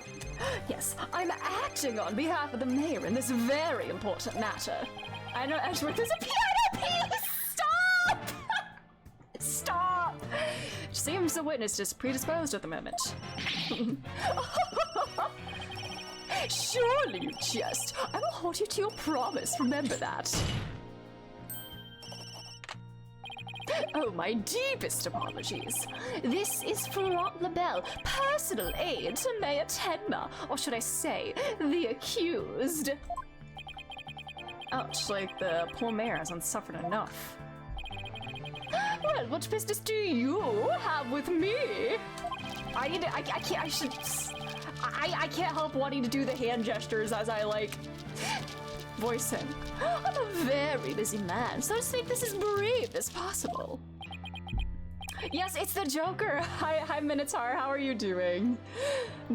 We have a Joker on the stand indeed. Your boldness. Right, Mr. Filch's testimony has revealed a hole in your alibi. And for this reason, you are suspected of having some sort of connection with the case at hand. To think I'd be associated with this entirely lurid affair. He's like the Joker from the movie Joker. Well, I'm not, so may I go now? I have very important matters to attend to. I don't think so, Mr. LaBelle. Do you realize what a serious crime you've committed? Witness, you're being accused of perjury. Although, to be fair, can he... This is his first time appearing on the witness stand, right? can he be accused of perjury without even having testified? Like, Mr. Filch was the reason we said that he had an alibi. It was Mr. Filch's testimony. So if Mr. LaBelle hadn't actually given testimony yet, can he be accused of perjury? Is that how it works? Most functioning legal system. I mean, we know it's a lie, but still, most functioning legal system. We think you have something to do with the murder. Nuh-uh. Fuck you mean nuh-uh. Fine. The truth is I faked my alibi for a very good reason. The mayor was obviously the killer, so I created a fake alibi to confuse the matter. You see, as his... Sorry, I can't help laughing as I read his voice lines with the emphasized words. As his personal aide, I felt I had to protect him. Sorry! You think this is funny? Without your alibi, you're a suspect too. What were you really doing at the time of the crime? Oh, maybe he had been on the stand before. That could be. Objection! Oh, no! What did he say? What did he say? What did he say? What did he say? Peasant, how dare you accuse me, one of the beautiful people, of being... Stop stalling and tell the court what you were really doing at the time of the crime. Silence! Oh, he's getting serious now. He's upgraded to silence. Oh no. Enough jabbering. Swords have been drawn. The time for talk is past. Swords? What swords? This is a duel to the death. The fate of the accused rests in our hands.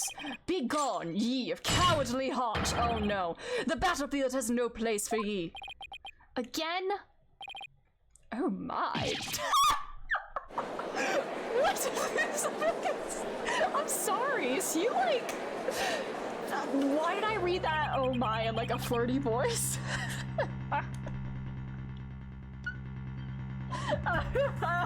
Well, okay. I feel like that's gonna affect my read of the character. So much for sturdier shackles. He likes a strong man, I guess. LaBelle, I mean. Those chains hindered my vow that heads would roll this day. There was a samurai movie marathon at prison last night. It's gone to Simon. Oh no! No, do you think he watches The Steel Samurai? He either loves or hates The Steel Samurai. He either loves it as like just as just a samurai show in general, or do you think he thinks it's like a mockery of what a samurai really is? I'm starting to think that he might actually love it, you know, because dude is not a real samurai. We all know that. He's a weeb. So, I want to know how he feels about The Steel Samurai. I honestly don't know. He's watched from Signal to Nickel, the whole 9 yards. That sounds about right, I guess. This gives keeping your head on in court a whole new meaning. Will the witness please deliver the accused's death knell? You know of what I speak. Most certainly. His goose is already cooked. Time to stick a fork in him. Whatever he has to say can't be good. As I told Professor Blackwell during the recess.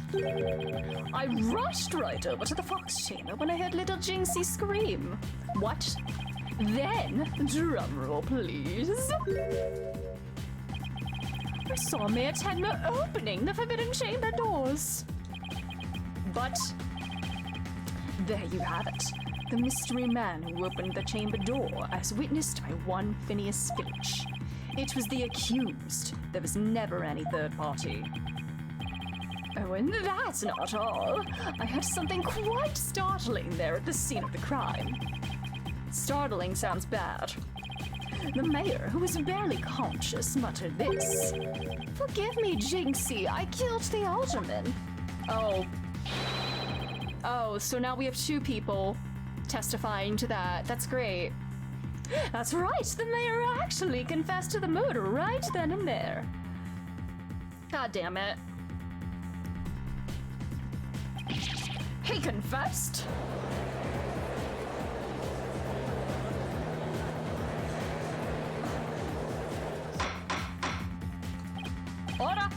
What? This is quite conclusive testimony if it stands. Just so. And quite astonishing, I might add. I only learned of this fact during the recess. I just love surprises, don't you? He's just here for the drama. That's why I saved the best for last. Consider it a gift from me to you. No way. I don't believe Mr. LaBelle heard the mayor confess. But it's the exact same phrasing that Jinxie said, so that's not good. But is this really true? Did Maya Tenma really confess? It is indeed. During that last recess, I confirmed it with the mayor's daughter. Damn it. It would seem Maya Tenma actually did confess.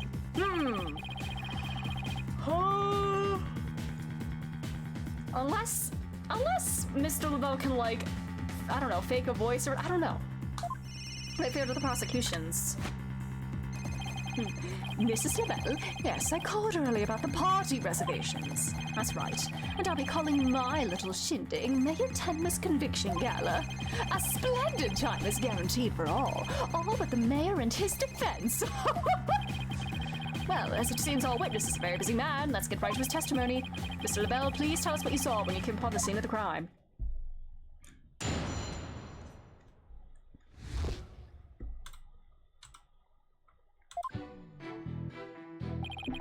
I was in the hallway, hiding in the shadows. That's when I heard the confession. Upon learning of I'm sorry. Some of the emphasized words make me laugh. Like, why did he emphasize the words hiding upon learning? As if, like, whoa, learning is the thing that we need to emphasize. That word, like, oh. Man, I don't know, some of the emphasized choices are silly to me. Upon learning of her father's crime, little Jinxie fled without ever noticing me. Immediately after that, the mayor came and stood up and opened the forbidden chamber. As I ran in terror, the demon emerged from his prison. In shock, I fled down the hallway to my right, to the one with the phone at the end. Yes, the one with the phone, not the one without the phone.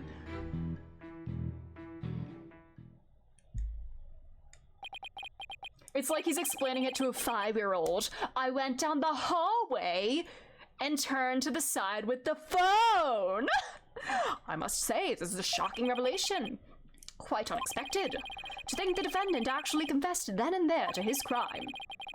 Perhaps the guilt was too much to bear, so he confided in his daughter. You do realize you should not have withheld such crucial testimony from the court. Oh. Once again, sorry. It's just I feared being accused of a mention coming upon that most unpleasant scene. Why did the mayor's confession have to be brought up by this guy? Oh no, you're talking like him, Apollo. You'd better do something before the judge declares the mayor guilty. As a death row inmate once told me in years gone by, there is a time to fight and a time to yield, a time to live and a time to die. Ah! He's laying it on real thick now. Alrighty.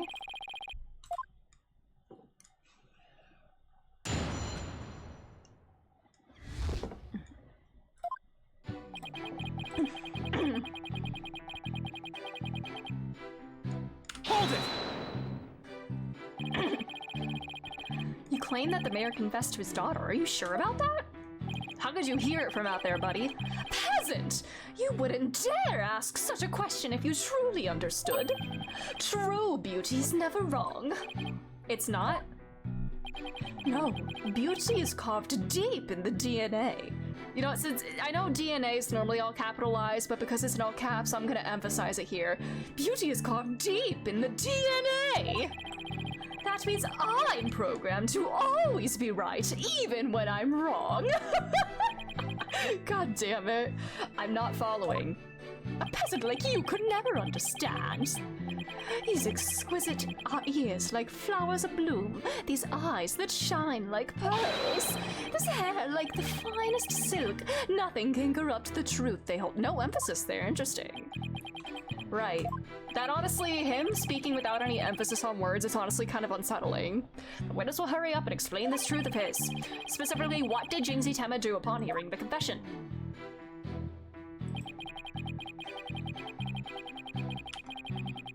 Hold it! How did Miss Tenma appear to you? Oh, the poor little thing seemed positively heartbroken. You would think you would emphasize the word heartbroken, but nope, it's positively. All teary-eyed and whatnot. I couldn't help but shed a few tears myself after seeing her like that. He actually sympathized with Jinxie? Seems like an overly human emotion for him. Jesus, Athena. Yeah, because he's the only real monster we've seen so far. In looks and in character. Apollo! Jesus, Apollo. The next thing I did was check my face in the mirror. Jesus Christ, man. Checked your face. I didn't want the tear streaks to ruin my makeup. To hold the beauty that is my sadness. Why? Okay, yeah, that works too. Apollo, I'm starting to lose all faith in humanity. I know the feeling, but hang in there. At least keep faith in our client. You meet some real characters in this court, Athena.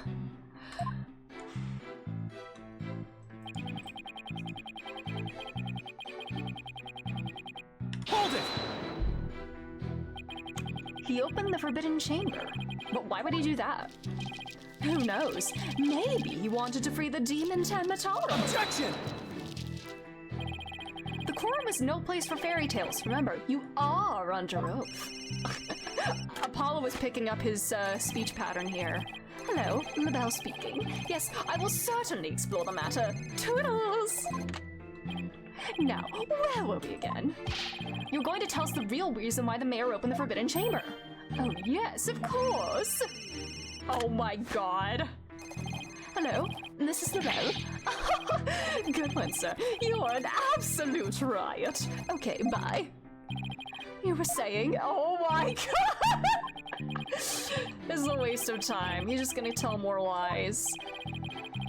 The witness will focus on his testimony, not his phone calls. Now to the court what you did after you saw the mayor open the forbidden chamber. Well, after that...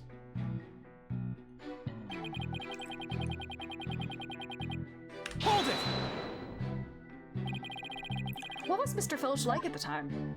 Oh, he was shouting, I can't see, I can't see. It's the curse of Tenmataro. Then he took off running like a madman.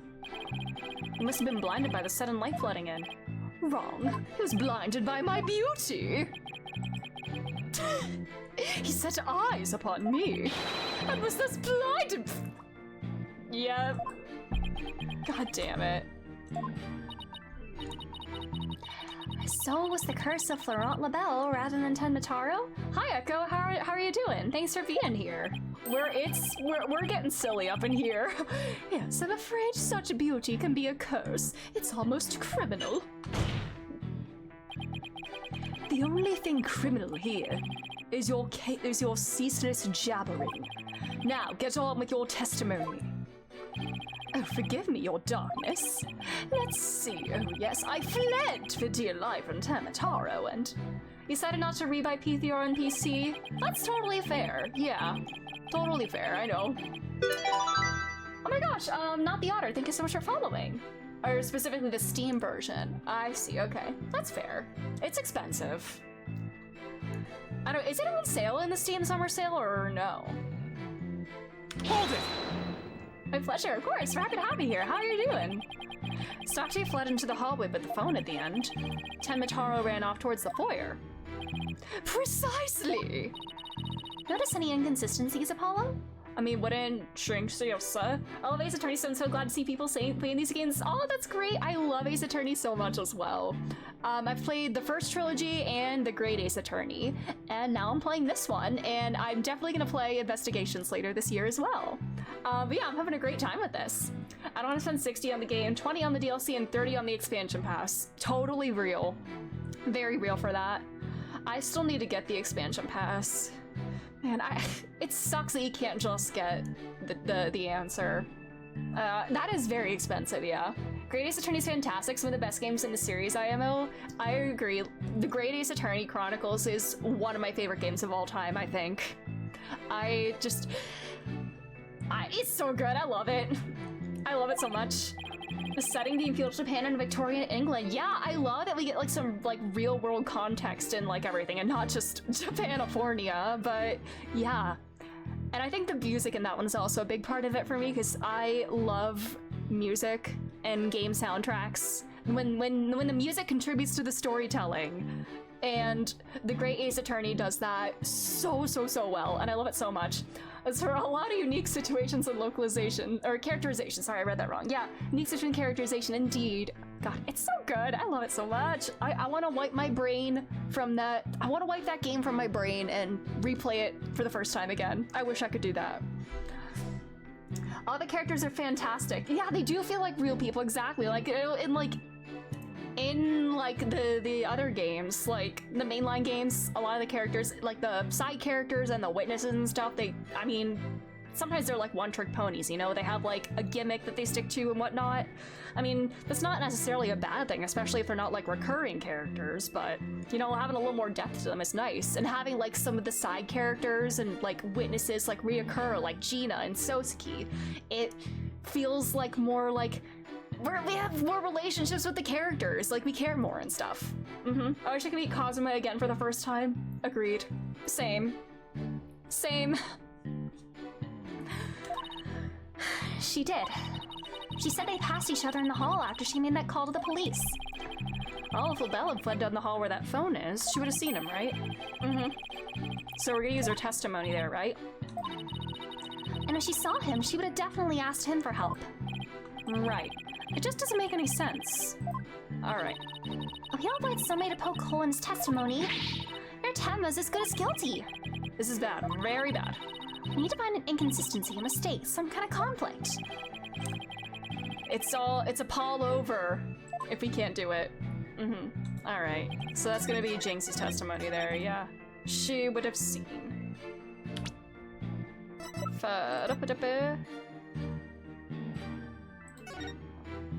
She couldn't call because there's no one else in the hall. Objection! Florent LaBelle, you're lying about having witnessed these events from the hallway. What on earth do you mean? Yes, care to fill in the rest of us, Mr. Justice? If Mr. LaBelle had really fled down into the hall with the phone in it, he would have crossed paths with Miss Tenma. What's this? After she discovered the crime scene, she immediately went to call the police. And then, after making her call, she went back to the main hallway, whereupon she encountered the demon, yokai, or whatever you want to call it. As for me, I call it Phineas Filch in a Tenma costume. The encounter happened right here where the hallways meet. As for Miss LaBelle, if he had fled here, feigning escape from the yokai imposter, why yes, the two would have crossed paths. P3 and P5R support Play Anywhere, so you can play them on PC if you own them on Xbox. Oh my god, that's actually so convenient. I love that. Yeah, I want to buy it again, yeah. But yeah, that's really nice. Except Miss Tenma told us there was no one else in the hall. In short, Miss Tenma did not see you in the hall because you were never really there. Ah! My eyes! My eyes! Bald! We got Bald, Judge, and then this guy being like, my eyes! Sacrificing mod compatibility, but are not paying yeah, I agree. That's a lot of money just to mod a game. But did you see the Just a Phase mod got some more stuff added to it? Like they added like the preppy Strega, and I think they gave more outfit options as well. Like I saw you could put the entire party in MCR outfits. It's great. And Fancy support too, yes, I love that they added the Fancy mod compatibility there as well. That's so cool. Bald! Not such a fabulous scent now, is it? God, I love Apollo just like picking up his speech pattern there. It does work on the Microsoft Store version? That's so cool, that's exciting. The witness also stated he heard the mayor confess. If he was lying about hearing the confession from the hall, you had to pay for them, No, I think, if I'm not mistaken, Echo already owns it on another platform, right? I don't want to, like, speak over you, but yeah. Where was he when he heard it? Yeah, no, yeah, the mods are free, yeah. I think you're just talking about, like, rebuying it on another platform to mod it, right? Yeah. Various people charge for mods. Yeah, I love that, like, mods are, like, a nice community project. You know, people make them just because they're passionate about the game and creating things. It's really nice. Inside the Fox Chamber, where else? But isn't that within the very crime scene? It is, Your Honor. And that means he's not really a witness. Rather, he's the third party I've been alleging this whole time. What? You think I'm the killer? How dare you! Silence! I love that the music stops when he says silence, too. Foolish fop. A true man knows when he is beaten. You play Stardew Valley modded? I need to do that. I own Stardew, but I've never played it, but I've seen so many mods that look really fun to play with it. Steam version has much better mod compatibility, but I own it on Xbox, so I can play them on PC too. Nice. That's really nice. A shield of lies comes to naught before a foe with the sword of truth bared. Prosecutor Blackquill, what are you? I thought we were on the same side. You are mistaken. There are no sides here, save my cold, steely edge of judgment. You are alone upon this battlefield, with naught but your lies and sickly sweet perfume. Ew, stinky! What just happened? Blackpool's really tearing into him. Man, yeah, it says DLC carryover. That's really nice. Jesus. You heard the mayor's confession from the inside, did you not, you deviant dandy? For the sole location from which you could have seen and heard the mayor and the Tanuki, without either of them noticing you were right there in the Fox Chamber. Oh my. So that's how it's going to be. Fine, I'll come clean then. Seriously? You'll admit to being there in the Fox Chamber? I do! I did enter the room after the murder, but I was afraid of being falsely accused, so I lied about it. I feel terrible about lying like that, but it's a verbal cologne I use to protect myself. You better explain yourself, Mr. LaBelle. Yes, of course. I was just about to get to that. The witness is skating on thin ice. Remind you that perjury is a very serious crime. Now let's hear your testimony again, this time without your perfume of lies. FMC is on version 1.08. Ooh, that's exciting. I did enter the Fox Chamber after the murder, but I didn't enter until after Jinxie had heard the confession and left. I heard the mayor groan and hid behind the folding screen there. What I saw there up close, it was absolutely horrifying. So you see, I was there, but merely watching from behind the screen. Okay, Leopold just doesn't hit it with the deadass. Did you do it? Yeah. You can't go against deadass. Yeah, that is the most serious perjury. From behind the screen, why yes, I believe you wouldn't be spotted if you were there. Just so. He could see everything without being spotted by the victim or that Tanuki Finch. Suffice to say, he was a mere witness to the events rather than an actual third party. This guy's as slippery as an eel. Apollo, you think he's telling the truth? Well, he was in the Fox Chamber, so at least that much has to be true. Sorry, the capital words are messing with my brain. The defense may cross-examine a slightly voyeuristic witness! Why would you describe him like that?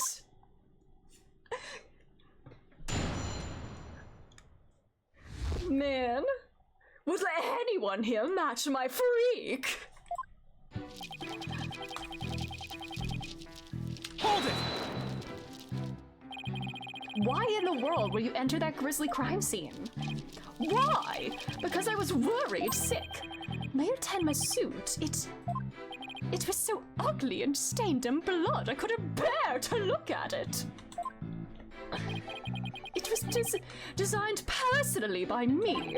I was worried my work of art might get blood on. This fucker was more worried. You know, it is believable that he's more worried about the suit than the mayor. Is anyone gonna match my freak? Kill someone! Reminds me of a certain Final Fantasy XIV character. This man clearly has his priorities in order. Okay, let's get this over with, shall we? I don't know where that came from. Now, where was I? Oh yes, so I entered the Fox Chamber almost without thinking.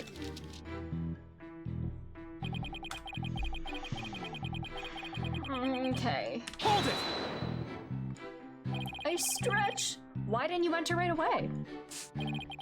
And ruin my designer shoes. Your shoes? Even now, just thinking about getting blood on my fabulous footwear, it sends chills down my spine. That's why I hesitated. Objection! That's terrible! A man was dying and another injured, and you're worried about your shoes? Silence! Oh, there's music still plays there. Need I remind you, this is a court of law. We are not teaching morality here. We have schools of etiquette and the like for such trivial pursuits. Duh. Now, you listen to me, you deceptive dandy. Get to the point and be quick about it. Yeah, don't stop your last season Prada shoes at me. Oh man. Yes, well, I was there in the Fox Chamber, but...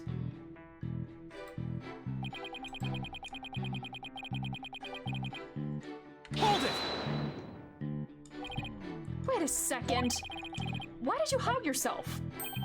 Oh my, so you do understand. I do. By hiding, I was concealing my fabulous beauty, which, for the sake of the universe, is something I should never ever do. That's what you were thinking, right? I'm sensing a black hole of egocentricity forming around the witness stand. We can deliberate his mental process another time, or process another time. Get on with the testimony, now. Now, regarding the murder scene...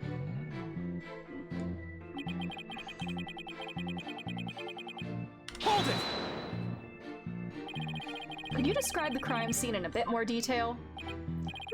And what exactly would you like details about? Okay, alrighty, let's see.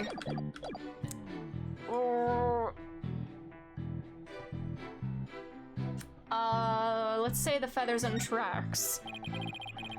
What do you remember about the yokai feathers and tracks? They resulted when Temataro exited the Forbidden Chamber. He came out in quite a rush, scattering feathers this way and that. Did you immediately know it was Mr. Filch? I did, and that's why I suggested we cook up our alibis together. And how did those practice sessions go? They were nearly the death of me. Filchy has to be the worst student ever! He really doesn't think he's done anything wrong, does he? I don't know. He said that he knew it was Mr. Filch. Well... that flower is indeed a victim. Why? Like, why does he keep caressing it? We'll go with this, but I may change it. I may end up changing this part. They weren't there before it was opened, he says. Alright, that might- I don't know if that's right. Hold it! The mayor had been knocked out by a blow to the head. Could he really have opened the Forbidden Chamber in that state? Well, it did seem difficult. He was all woozy and stumbling around as he opened it. Yeah, more Simon petting Taka. Yeah, I want to see Taka chin scratches again. it was such a heroic effort that I nearly started to cheer him on despite myself. I think the mayor needed medical attention more than a cheerleader. You think he's telling the truth about being there in that room? Well, I believe he was there. Murdering the guy? When did he enter? He means did he enter after Jinxie fled? Or was he there before the murder? If it's the latter, that would change everything. If he was there before the murder, that would make him a suspect. But how do you go about proving that? Oh, I guess we ask him about what happened there. Okay.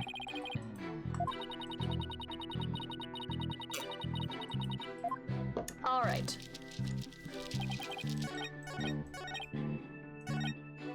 They weren't there before the Fox Chamber was opened. I don't think that's it. Hold it! Let's maybe change statements here.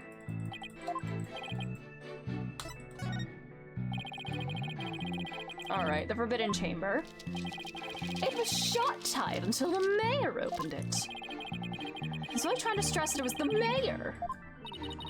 That big liar! He opened it himself. If looks could kill, LaBelle will be toast. He insists it was the mayor. I mean, we know he had to have done it with the key. Yeah, I don't think we're gonna... I'm gonna hold off. I wanna see what the last one is.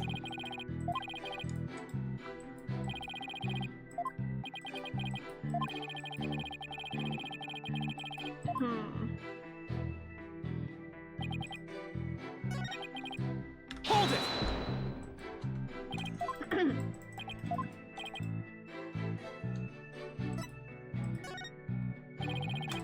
Could you describe the state of the weapons that have been used at the scene?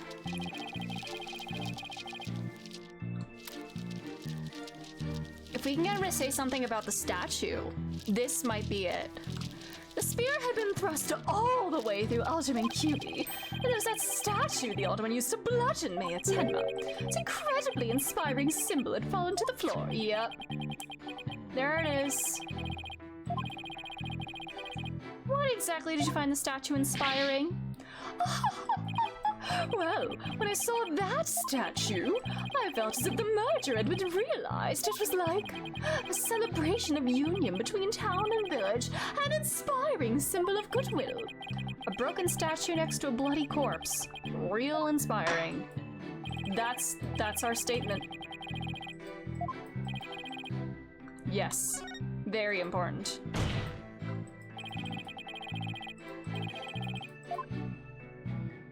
All right. I know this is it. I just want to press for extra dialogue.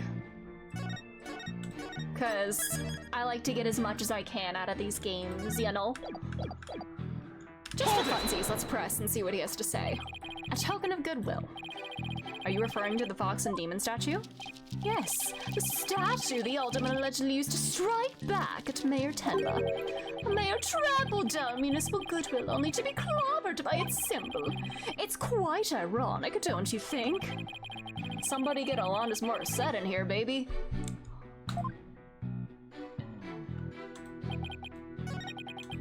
You could have only seen it before the bonking because of the... Their lies have finally betrayed you, Mr. LaBelle. What possibly could you mean? You said the statue was like a celebration of union between town and village. Is that correct?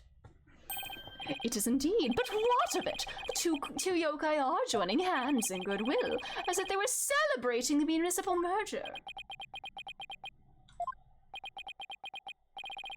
Something the matter? So how do you really know that the statue is meant to be a symbol of goodwill again? What? Justice Dono. Explain yourself and make it quick. The statue was meant to symbolize goodwill in its original form, but that was a secret. A secret? Whatever do you mean? What I mean is that it broke when someone used it to strike Mayor Tenma on the head. What's left clearly makes it look like the two yokai are battling it out. Eep! Grown man says eep. Although, Clavier is also a grown man that says tee-hee, and I love that for him. The statue's secret and its true form are lost inside that locked room, where Miss Tenma is the only living soul who should know what it once looked like. So, Mr. LaBelle, where could you have possibly seen the statue in its original form? What do you mean, where? The only possible answer is this. You saw the statue in its original form, right there in the room when the Alderman was murdered before it was broken. How dare you! Mr. Justice, are you accusing the witness with some sort of crime? Yes. Yes, I am. Florent LaBelle, I accuse you of the murder of Alderman Rex Cutie. Ah! My eyes!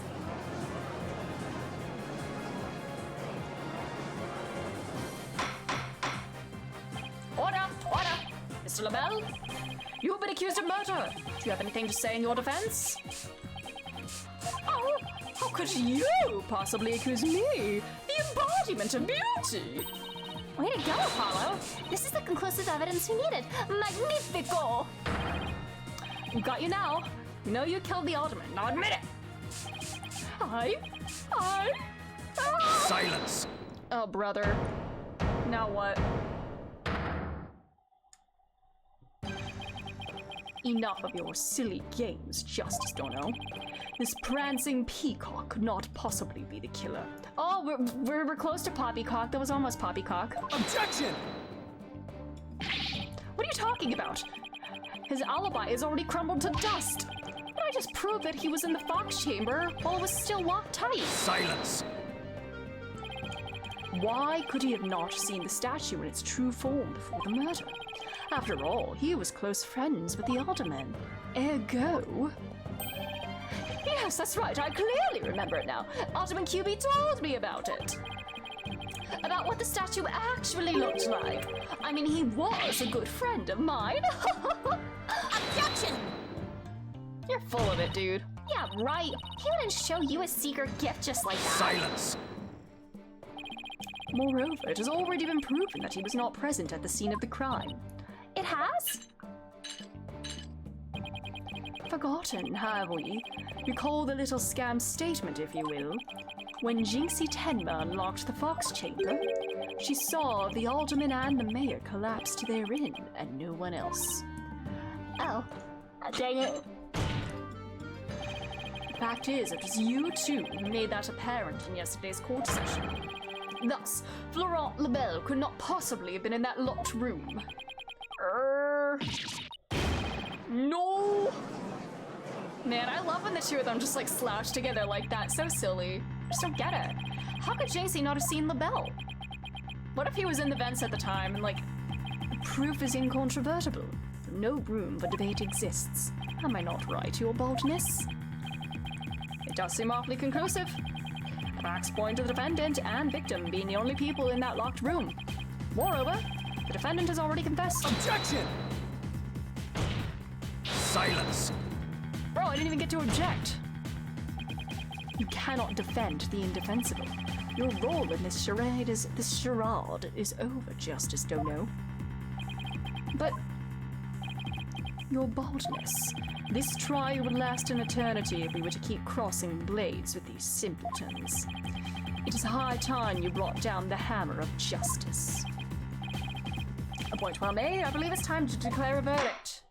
No! Jinxie? Oh, you. It's the same that right time is at hand! No, I'm not doing the Toad voice. I am not even gonna try. Counselor, there is a matter to which I must testify. I will call it now only for your good graces. Counselor? Oh, right, it must be me. Does he finally remember what happened before the blow to his head? Bailiff, don't just stand there. Seize him. It's no good, I can't restrain him. God, know me and despair. For I am Tenma Taro, Demon Lord of the Yokai. Oh, brother. Mr. Justice, do something. Since when am I responsible for court security? Apollo, this is our chance. We might be able to get some new information out of him. Your Honor, seeing as our client has something new to say, I believe due process demands that we hear him out, even if he is a yokai. They put it that way. Still, I believe testimony by a yokai is unprecedented in the legal world. Unprecedented in absurdity, more like. All right then, Mr. Damien Tenma, or should I say Mr. Tenma Taro? Your testimony, please. I shall now speak of recollections most real, courtesy of my host, Jamie and Tenma. Heed these words, mortals, for hear them but once you shall.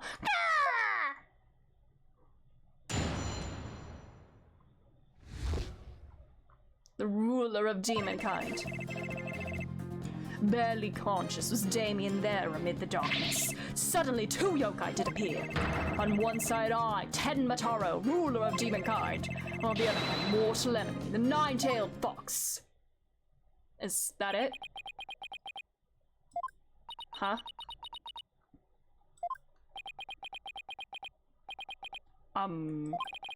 So is the defendant asserting that the room he was in was very dark at the time?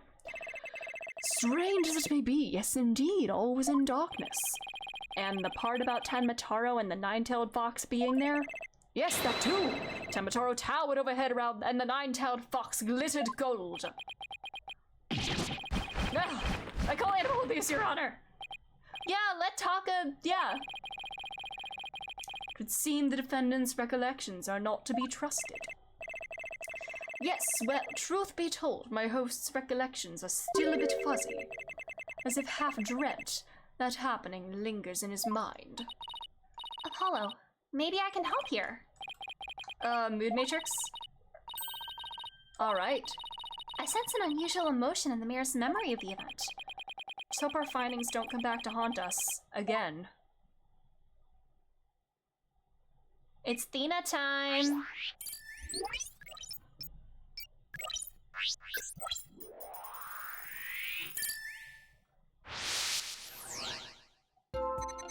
Okay, barely conscious was Damien there. Conscious, 2 yokai appear.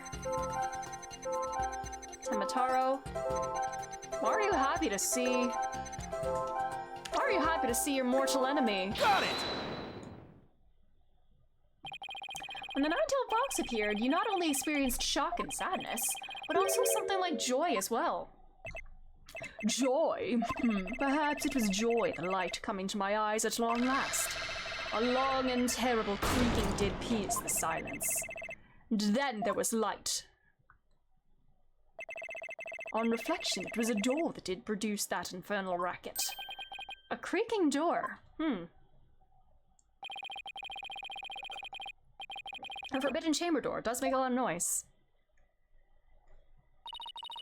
So this means the forbidden chamber really was opened. But what about the sudden light he described? I think I know. He mentioned darkness and Tenmataro towering overhead. Maybe the mayor wasn't really in the fox chamber, yeah.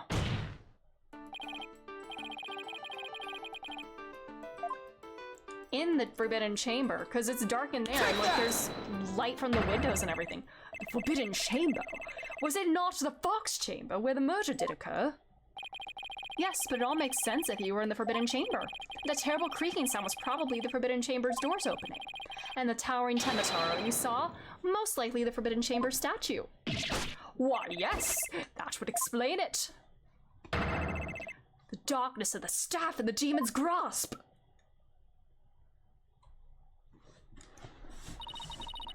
Alrighty. But even if all that's true, then what about the 9-tailed fox? Maybe he was seeing things, just like Jinxie and her imaginary yokai? Fantastical, Apollo! It's entirely possible! In a groggy, dreamlike state, people can misremember things and events. Misremember, you say? Let me think. Ah, I do believe I remember now. That was not the 9-tailed fox. 'Twas the amazing 9-tails. What? Bro was dressed up. At first, this is but a dream, I thought. Now, however, most clearly do I recall it. 'Twas the amazing 9-tails who did open the forbidden chamber's door.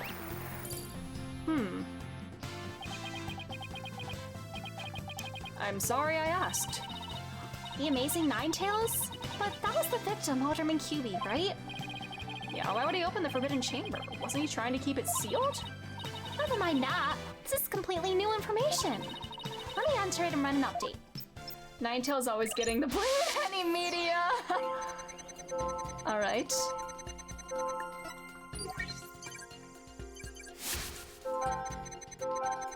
Statue. The door opened and a shaft of light.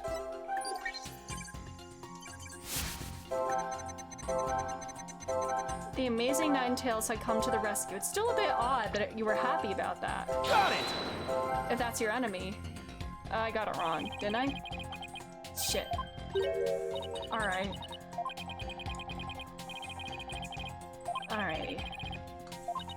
Just keep staring. Where's Emo? Alright.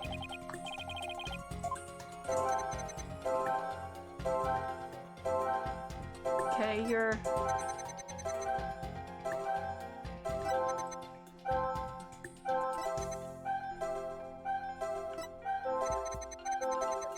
sad here? Got it! Yeah. When the amazing Ninetales opened the chamber, banishing the darkness within, you felt joy, but didn't you also feel shock and sadness? Yes, in the hazy depths of my mind, I do recollect something of that nature. I believe it was the fiend's cape of red. For when I did behold it, a great wave of sadness did inexplicably wash over me. A cape of red. Does he actually wear... He does not. Okay, there's still a little left. Mayor Tenma, why were you sad when you saw the red cape? Why indeed? Was it covered in blood? Was it a bloody thing? I guess his memory is still a little spotty. I know because his latest recollection contradicts the evidence. Some of those contradictions slaps you right across the face. Something as obvious could arise when someone is trying to force a fuzzy memory into a definitive shape. Apollo, I know what you have to do. You need to present evidence that contradicts the image you see. It's basically the same as the usual cross-examination process. All right, here comes justice. All right, we're gonna save just in case.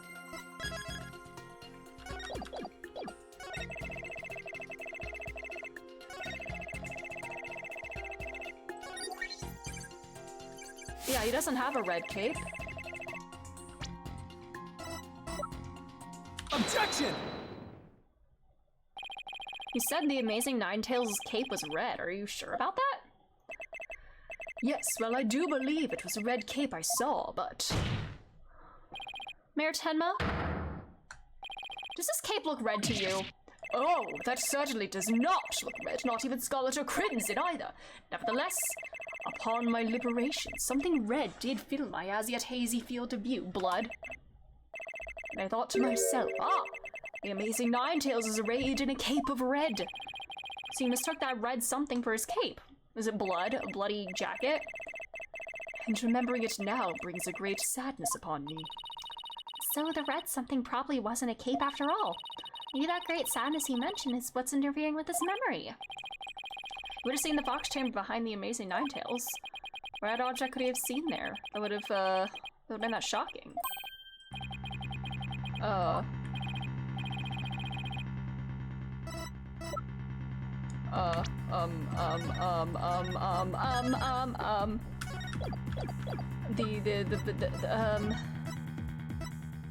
No,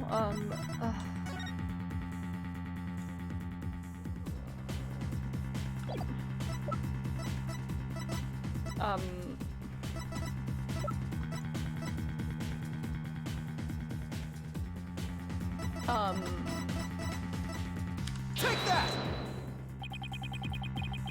something red that could produce a deep sadness. Could it be, Mr. Tenma, that what you saw was the Ottoman's blood? Blood? Why, yes! It was blood! Oh, no! Oh! Oh! It's all coming back to me now. It wasn't a red cape that I saw. It was lying behind the amazing Ninetales, the Ottoman's bloody body.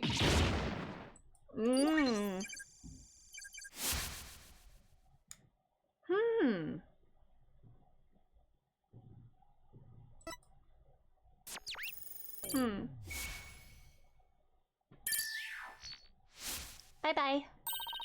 His noise level's down to 0. I think he's remembered everything now. Does this mean the Amazing Ninetales killed Alderman QB? But the Alderman was the Amazing Ninetales, so how exactly would that work? Hey, I asked you first. Well, Mr. Justice, you sure know how to make a complicated matter even more complicated. True, but at the time of the crime, our client was in the Forbidden Chamber. Moreover, Silence! how did he get in there then? What? Don't you think this is strange? The little scamp has already confirmed her father to be in the Fox Chamber, but she said naught about seeing the Amazing Ninetales there. You just had to bring that up, didn't ya? Jinxie didn't see LaBelle there either. It's so weird. Who really was in that room then? Was LaBelle dressed as the Ninetales? The defense can't share any theories with the court? Can you explain the inconsistency between the defendants? We have to be able to, right?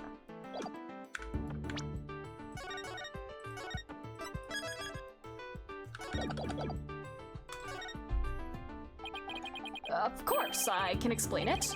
Because if I don't, we're in serious trouble. Not with more of your bluffs and fairy tales, I trust. Fair warning, Justice Dono. I shall have your head if you fail to explain this. What about a good old-fashioned penalty? Well, Mr. Justice, let's see if your head worth keeping on your shoulders. Jesus! Mr. LaBelle was definitely in the Fox Chamber while it was locked. We all know that Mayor Tenma was in the Forbidden Chamber based on his testimony. These two facts are crucial to my explanation. So let us consider the following question. Oh, the facts point to Florent LaBelle and the victim being there at the scene. Why did Jinxie Tenma see the victim and her father? Oh, is this motherfucker disguised as... Oh my god. Sadly, you would be supposing wrong. You think she could have mistaken LaBelle for the mayor? Well, she did. The question is, why did she do that? Bro was wearing the... But Florent LaBelle was at the scene of the crime. However, Jinxie Tenma has testified that she saw her father collapse there.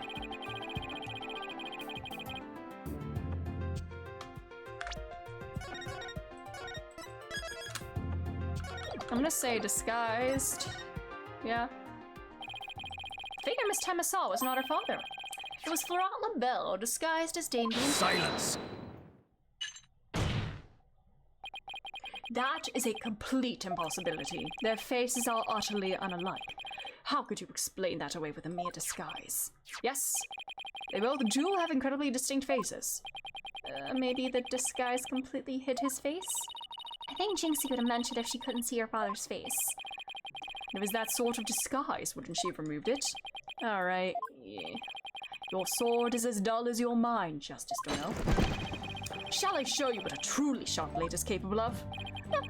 I think I'll pass. Ah! Jesus, Apollo is going to die in court one of these days. Are you okay, Apollo? I'm fine! Not fine! No! No! It's so over. It's never been more Apollo over. He's no longer fine. Well, now that we have that little fairy tale out of the way, your baldness, your verdict, if you will. Oh, did I not get a penalty there? That had to been... That means that was the right answer, right? Because I didn't get a penalty there. What have you left for me to do? Apollo, remember what Mr. Wright always says? When you're stuck in a tight spot, turn the case upside down. Turn the case upside down? He does say that, doesn't he? But I don't quite see how it applies here. Still, never hurts to give it a try, I guess. Let's see.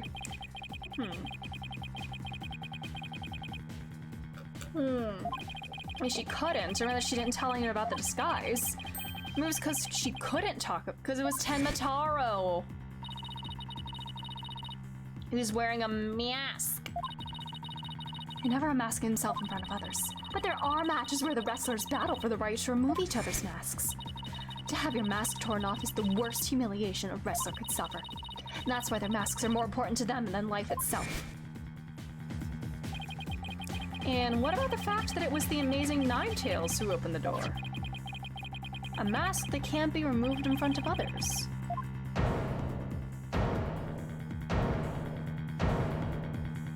He was defeated! Ah. Oh. We got it all backwards. Apollo? I think we might have made a huge mistake. Your boldness, I see no need to further indulge them in their silly little farce. The defense has no proof, they never did, and they never will. And it seems I must announce my verdict. Objection! Geez, big objection. I do have proof! Do you now? Alright, but this better be good, Mr. Justice. We can solve the remaining riddles by turning all of our assumptions upside down. Why Jinxie Tenma mistook Mr. LaBelle for her father, why she couldn't remove the costume or tell anyone about it in the first place. These riddles are inextricably linked to Mayor Tenma's secret identity. A shocking secret identity that will turn the entire premise of this case upside down. Tenma's the amazing Nine-Tails! Take that! Gah! What absolute yes! He said it! He said it in this case. Let's fucking go, baby. I knew it was gonna come one of these times. Let's go. He said poppycock. I've been waiting for that. And with more British words too. What absolute claptrap! Poppycock! Balderdash! Yes. +1 poppycock, baby. We thought the Alderman was the amazing Nine-Tails and the mayor was Tenma Taro. And that's why we believe the mayor killed Alderman in his lust for Nine-Tails' veil. And was the basis for the prosecution's entire case against our client. I know people think he's anything but a British gentleman. Yeah, he is very British. Yeah. We got the whole thing backwards. Mayor Tenma wasn't Tenma Taro at all. He was the amazing Nine-Tails. Oh, brother. What's this?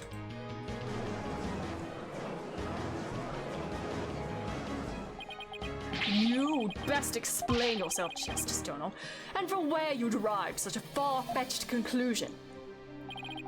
Jinxie no doubt knew the true identity of the amazing Nine-Tails, but she couldn't tell anyone no matter what. That's why she didn't say it was the amazing Nine-Tails she saw passed out.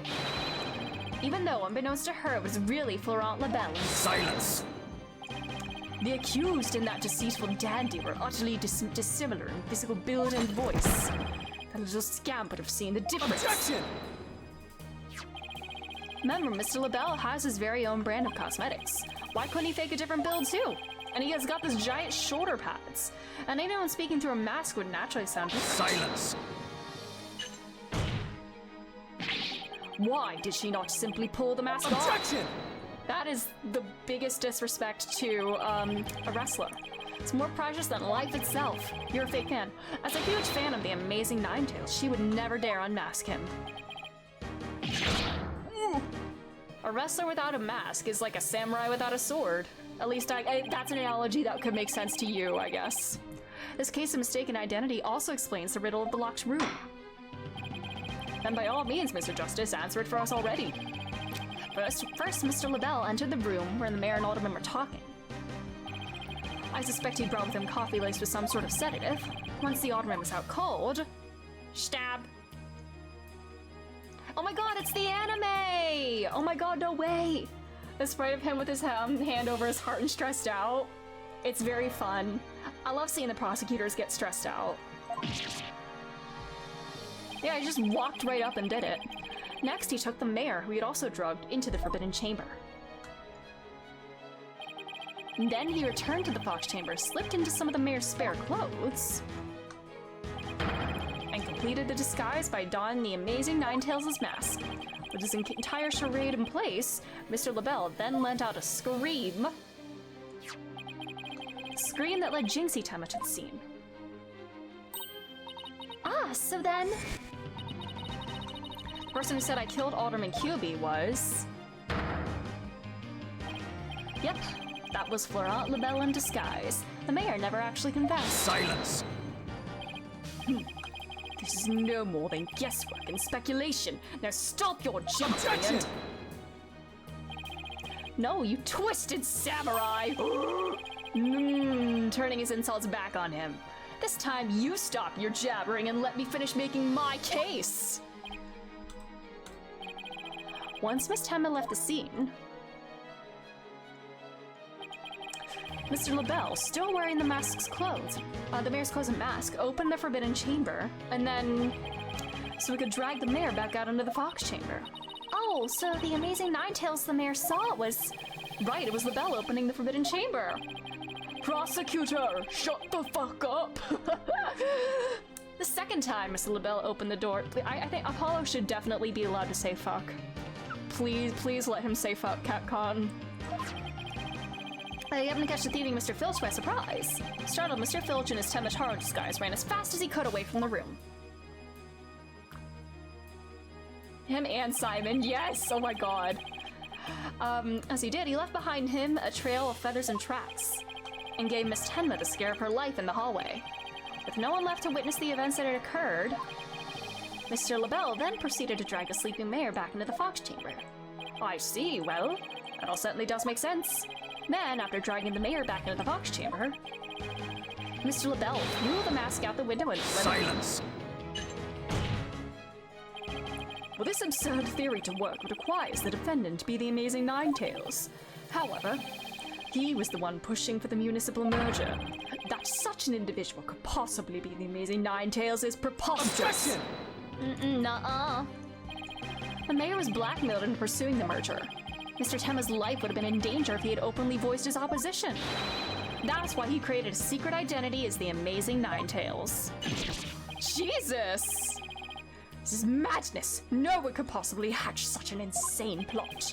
No one except a killer as insane as his plot, and I'd say Florent LaBelle more than qualifies. Foolish mortal. It's at your own peril that you forget who I am. Mayor Tenma, it's okay now. You can drop the act. Jinxie will be saved just as soon as Mr. LaBelle is arrested. You are the Amazing Ninetales, aren't you? Are the Amazing Ninetales. Uh-oh, uh-oh.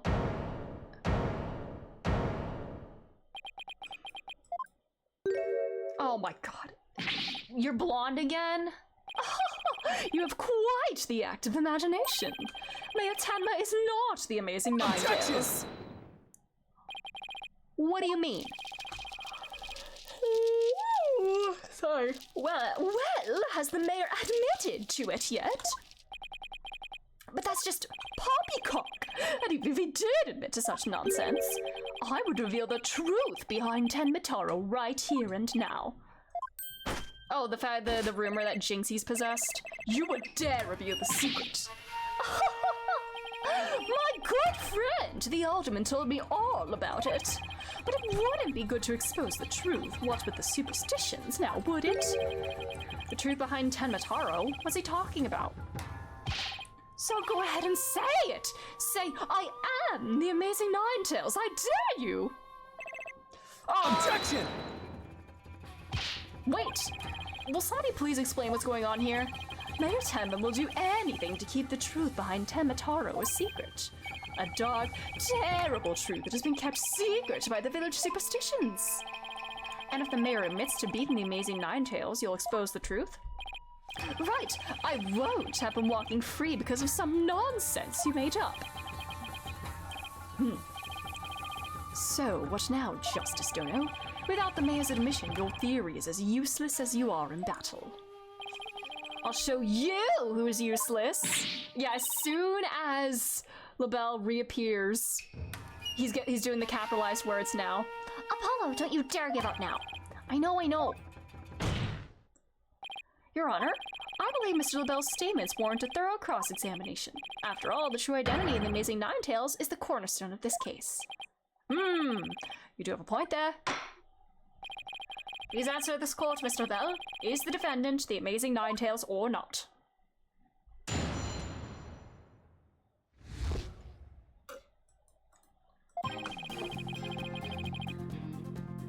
The Amazing Ninetales' true identity is not Mayor Tenma. The mayor would never admit to such utter nonsense. But if he did admit to such nonsense, I would expose the truth behind Tenmitaro right here and now, and that would bring ruin upon Ninetales Vale, just as the superstitions say. Talk about out of the pot and into the fire. At this rate, the mayor will be found guilty for sure. Honestly speaking, if Mayor Damien Tenma is not the amazing Ninetales, I'm afraid I don't see how the defense has much of a case here. And let's just leave it at that, shall we? We all know Alderman QB was the amazing Ninetales anyway. I mean, that's how Ninetales Vale made a comeback. The Alderman was so popular. There's gotta be a hole in that testimony somewhere. But I don't even know where to start. Since you don't have any proof that the mirror is the amazing Ninetales, then we'll just have to get him to admit it himself. But if he admits it, LaBelle's going to expose the secret behind Temataro. We're so close! We're close! Alrighty, let's see.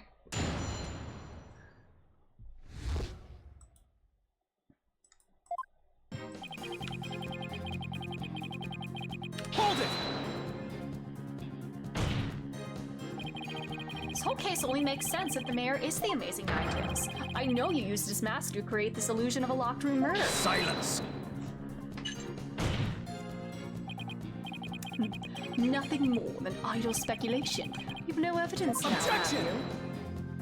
you? Mr. LaBelle knows what the statue originally looked like. That means he had to be in the Fox chamber while it was still locked tight. Not brother. Sorry, but I heard about the statue from Alderman QB. If you don't believe me, just ask him. Oh, but was that? The Alderman's dead. Looks like the joke's on you, my sweaty little friend. Apollo, you mind if I wring his neck? Wait in line, because I'm going first. Jesus, double team him, please. Tempo. Anyway, goddamn.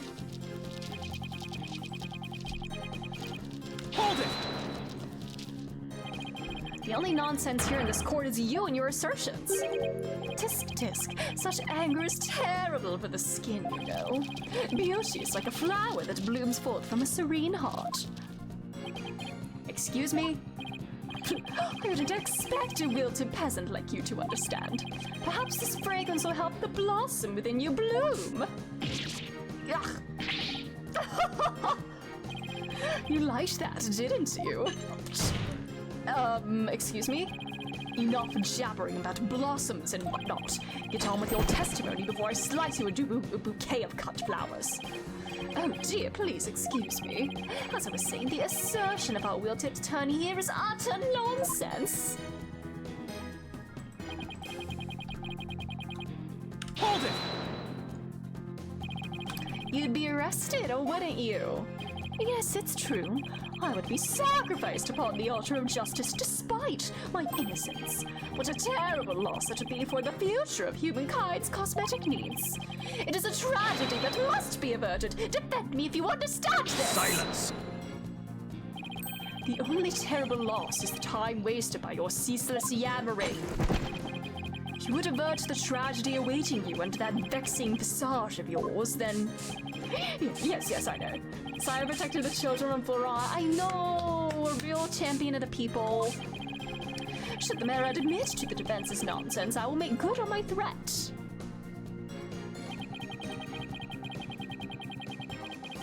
Hold it! And just how did you learn of this so-called truth behind Tenmataro? Alderman QB told me all about it. The secrets of the Forbidden Chamber and the truth behind Tenmataro, or the hidden treasure. Why would he share secrets like that with you? Because of the Alderman's wife. I was looking after her while she was hospitalized. He appreciated it so much he shared the secrets with me. Wait, did he threaten the Alderman in addition to the mayor? Don't tell me that's how we learned to open the fridge. Athena, please comment on how Apollo is emphasizing his words like that, please. Needless to say, I'm not above revealing the truth behind Tenmataro.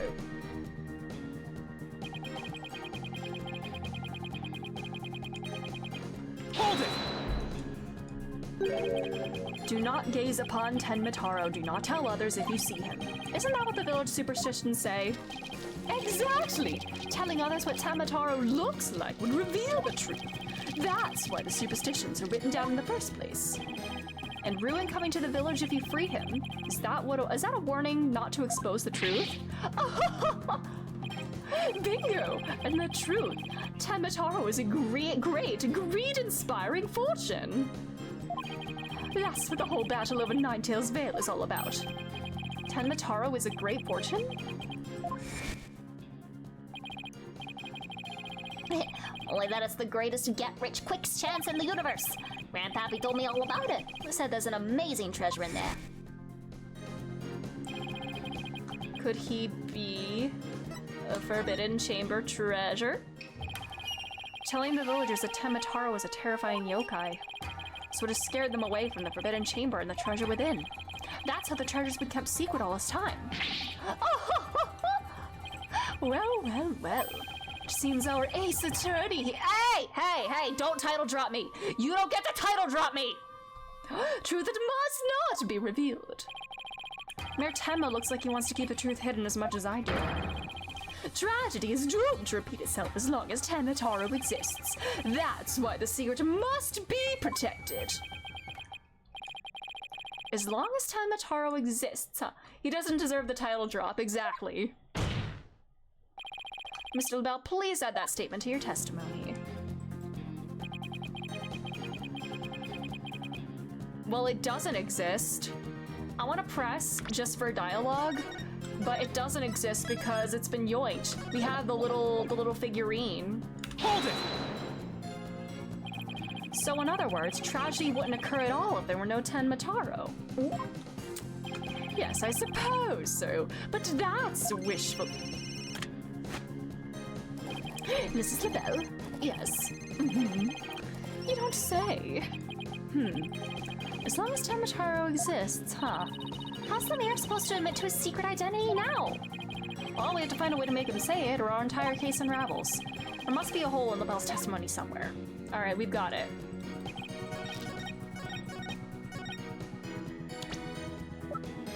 Objection! Guess what, bitch? Mr. LaBelle, what if Tenmataro no longer existed? Revealing the truth would no longer be an issue, would it? If Tenmataro no longer existed... What on earth are you talking about? Oh, apparently you haven't heard. Tenmataro no longer exists. But I guess you didn't get to do a thorough search after the key was taken from you. Because when we searched the Forbidden Chamber, there wasn't any treasure there. Really? Well, maybe you weren't looking in the right place. Bullshit. Sorry, but I have proof that Tenmataro no longer exists. Take a look at this figure. What do we have here? It looks like some sort of creature. We found this in the Forbidden Chamber. It's an Azuki Kozo figurine. The great thief Azuki Kozo used to leave them at the scene of his crimes. Are you suggesting that the Tenmataro has been stolen? Yep. Phineas Filch's grandfather, a master thief, was the culprit. And by that hideous moronic caretaker's grandfather, no less. You... No! You wanted that fortune. Yep. Greed. The greed inspired by Tenmataro could no longer bring ruin upon Ninetales Vale. Isn't that right, Mayor Tenma? The root of tragedy would indeed seem to be gone. In fact, I now recall the Alderman revealing the secret to me on the day of our meeting. He must have been speaking of Tenmataro, for he said to me, the gold ingot was gone. The gold ingot? You mean the treasure that is Tenmataro's true form? Recall, if you build the scroll in the Forbidden Chamber, Tenmataro is the yellowish object. Oh, yeah! Oh my god, that... In return for that gold my ancestors did receive from Ninetales Vale, land that would become Tenma Town. But drive the villagers mad with greed did that great fortune. Bitter was their greed-fueled battle. It was as if they were possessed. My ancestors' gold became as a curse upon the village. A curse of ruin. Thus it was that the yokai Tenmataro came to be. So Tenmataro and the village superstitions were merely fairy tales to scare people away. Fairy tale or not, Tenmataro made quite a mess of things. Yes, indeed, for there was no greater monster than a mortal man's lust for gold. True. Well, you know what they say. The love of money is the root of all evil. My ancestors did bring a terrible thing here to Ninetales Vale. A thing so terrible that Tenma Taro, a monster just as terrible, had to be created to keep it a secret. Yet we have not put love with the little village to which we owe our very existence. Tenma Town would never seek to take over Ninetales Vale in a merger. Oh my, that was quite a shocking lesson in history. Mr. Mayor, now that we know Tenma Taro no longer exists, are you ready to admit your secret? You are the amazing Nut. Please somebody comment on the way he's emphasizing those words. No, don't do it. Please, no. Begone, you demented demon. Yeah, begone. No, where was I? The Golden Lord of Yokai, the amazing Ninetales, is indeed me.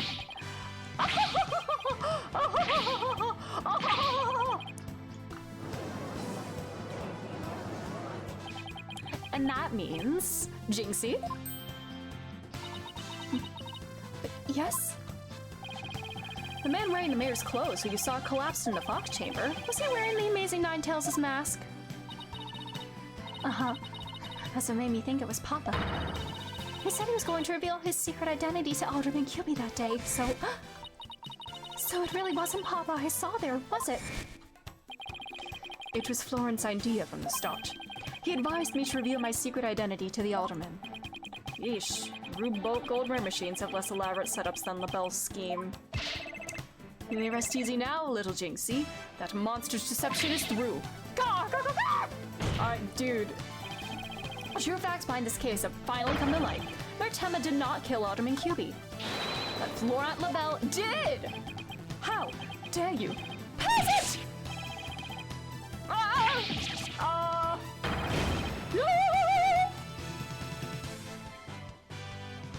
Silence! Oh my god, now what? Oh my god, now what? Justice, Bill. You should at least have a real blade in your hands if you desire to cross swords with me. Or have you mistaken this battlefield for a training ground? What's this guy want now? Evidence is like a razor-sharp blade that cuts through bone as though it were butter. But you have only blind guesses, a dull blade incapable of cutting even a cake. Yazzie there, Mr. Justice. Jesus. But they're right. Let's see some evidence. Of course, a perfect being like me wouldn't leave any incriminating evidence behind. This is the final battle. Just as a samurai must live and die by the sword, you will live or die by the evidence you hold. My swift blade of judgment awaits. Now present your conclusive evidence, or don't you have any? Oh, crud. Do I have anything conclusive? I have to, right? To prove, conclusive evidence that, it was, LaBelle, right? I mean, this is the only thing we haven't used, but, like, I don't know. What could that have to do with this? Let's say, yeah. Evidence? Oh, I have evidence. You do? Of course. It's just the conclusive evidence we need, too. I'm gonna finally prove Mayor Tenma innocent. Here comes justice! Oh. Okay. The most damning evidence against the mayor was the crime scene itself. The mayor and the victim were the only two people found in the room. We thought the alderman was killed because he was the amazing Ninetales. But now, of course, we are way off. Amazing Ninetales is really Mayor Damien Tenma. That's why when his daughter saw the amazing Ninetales collapse at the scene, she mistook him for her father. Those are the facts that we has revealed. Mr. LaBelle asserts that he did not leave any evidence at the scene of the crime. He didn't say anything about evidence outside the crime scene. Any evidence found outside the crime scene? Shit. The mask, mayhaps. This is what we can do with the mask. We'll say the mask. I don't know. I could be way off here. But it was found washed up along the river. Fuck. we'll say the white hair. I don't fucking know. This could be so wrong. This could be so wrong.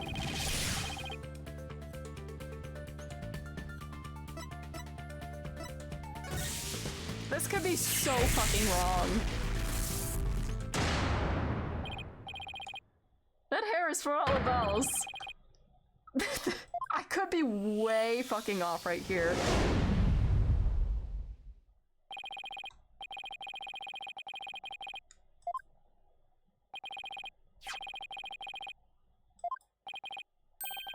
How is that conclusive evidence? It's not the mask itself, but the white hair inside. Oh, there we go. Yeah, we usually thought it's Autumn Rex QB. Yes, but the Amazing Nine Tails, as we know now, was Maya Tenma, so that is correct. So the question is, whose hair could this be? Can we do a DNA test on it? Yes, that is the last person to have worn it before it was discarded. That would be you, Mr. Florent Lebel. What are you talking about? I never had hideous white hair like that. It would appear your coup de grace failed to hit its mark. This freakish fop is not the whitehead. Because he's busy being one ludicrously garish colorer another. Objection! Not for this.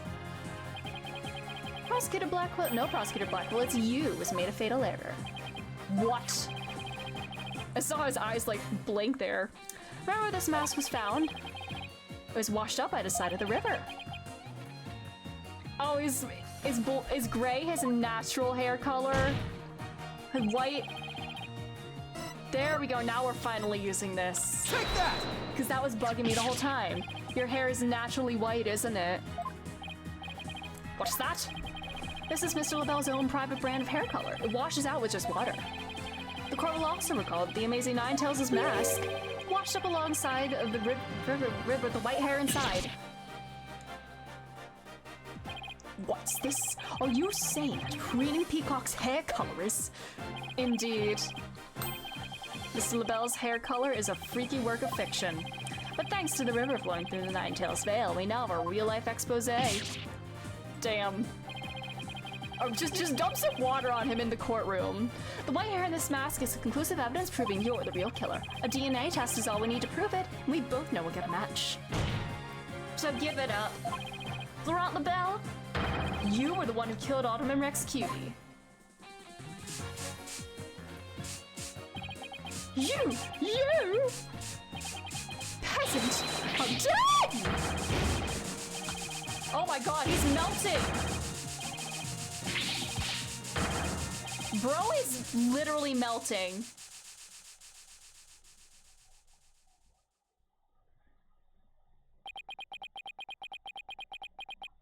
Good lord.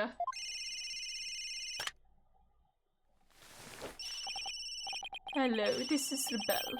What? The project is off. This is Lebel.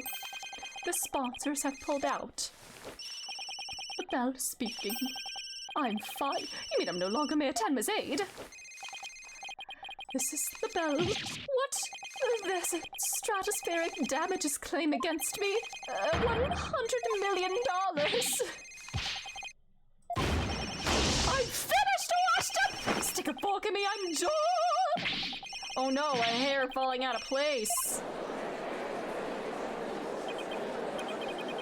This is preposterous. I, Simon Blackwell, defeated.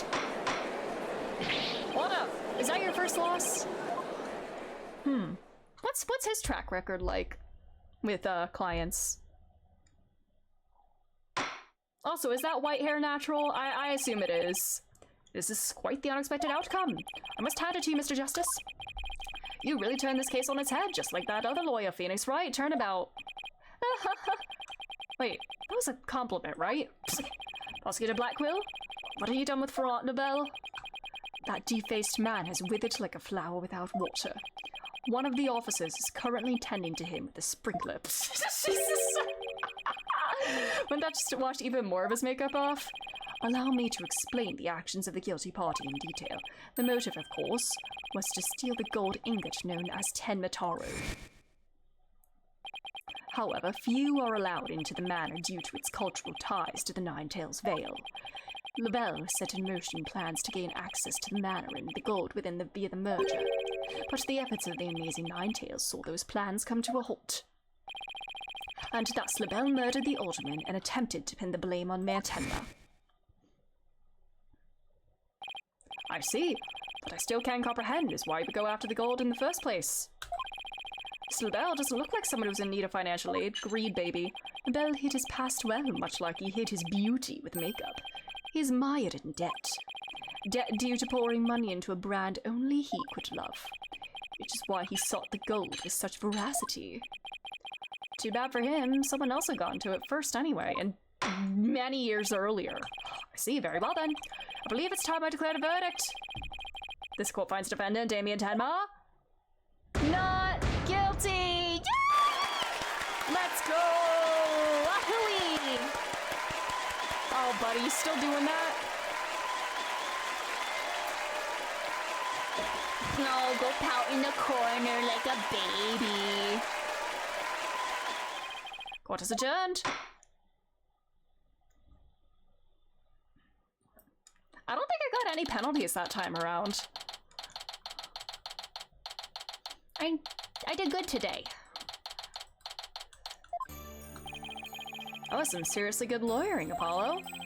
Even I didn't see that coming. Just got lucky, I guess. You banished Temataro from Ninetailsville like you were some kind of exorcist. There's still one thing I don't understand. How come Mr. Lavelle didn't kill Mayor Tenma too? He could have set it up so the mayor murdered the alderman, then died from a counterattack. That would have removed at least one possible fly from the ointment. I was wondering about that too, but I have a hunch Lavelle was biding his time. He was planning on exposing the Amazing Ninetails' true identity himself. Oh, but why? Because the mayor was the Amazing Ninetails. Had Lavelle succeeded in framing Mayor Tenma for the alderman's murder, the rest's popularity would have plummeted once his identity was revealed. Oh, I get it. If the Amazing Ninetails was just killed, he'd die a hero, but he was proved a villain. His fans would abandon him, making the merger that much easier. Right. Then when the merger was complete and everything cooled down, he'd be able to search the Forbidden Chamber at his leisure. What an insanely intricate plot! Most excellent job clearing my name! Be it worthy of the Demon Lord's approval! Why are you acting like Temataro again? Let this be of no concern to you. How could it not concern me? Temataro, be gone! Oh my god!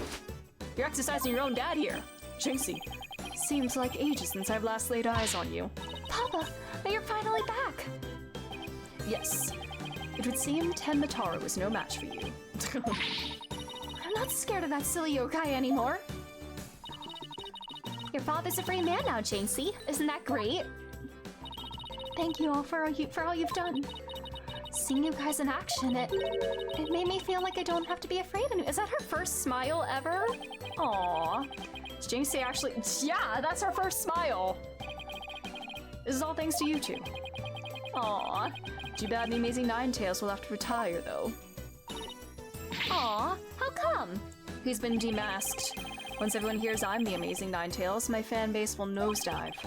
After all, I'm not the most popular of people, another reason for my secret identity. I don't see how I can possibly continue.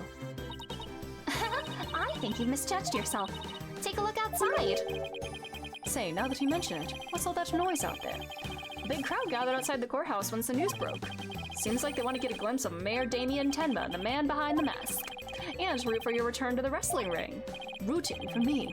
But I thought I was nothing more than a malefactor in their eyes. The only one who really matters is Jinxie. Show her how cool you really are.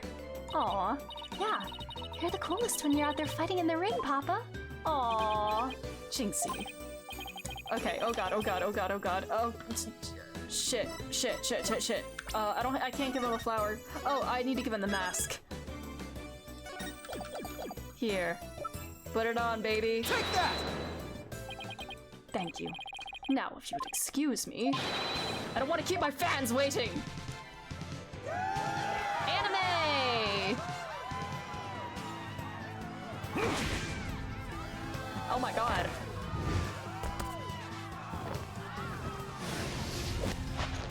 So I guess Rex had like a different wrestler identity. Ninetales forever! Jesus, that man is ripped under that suit.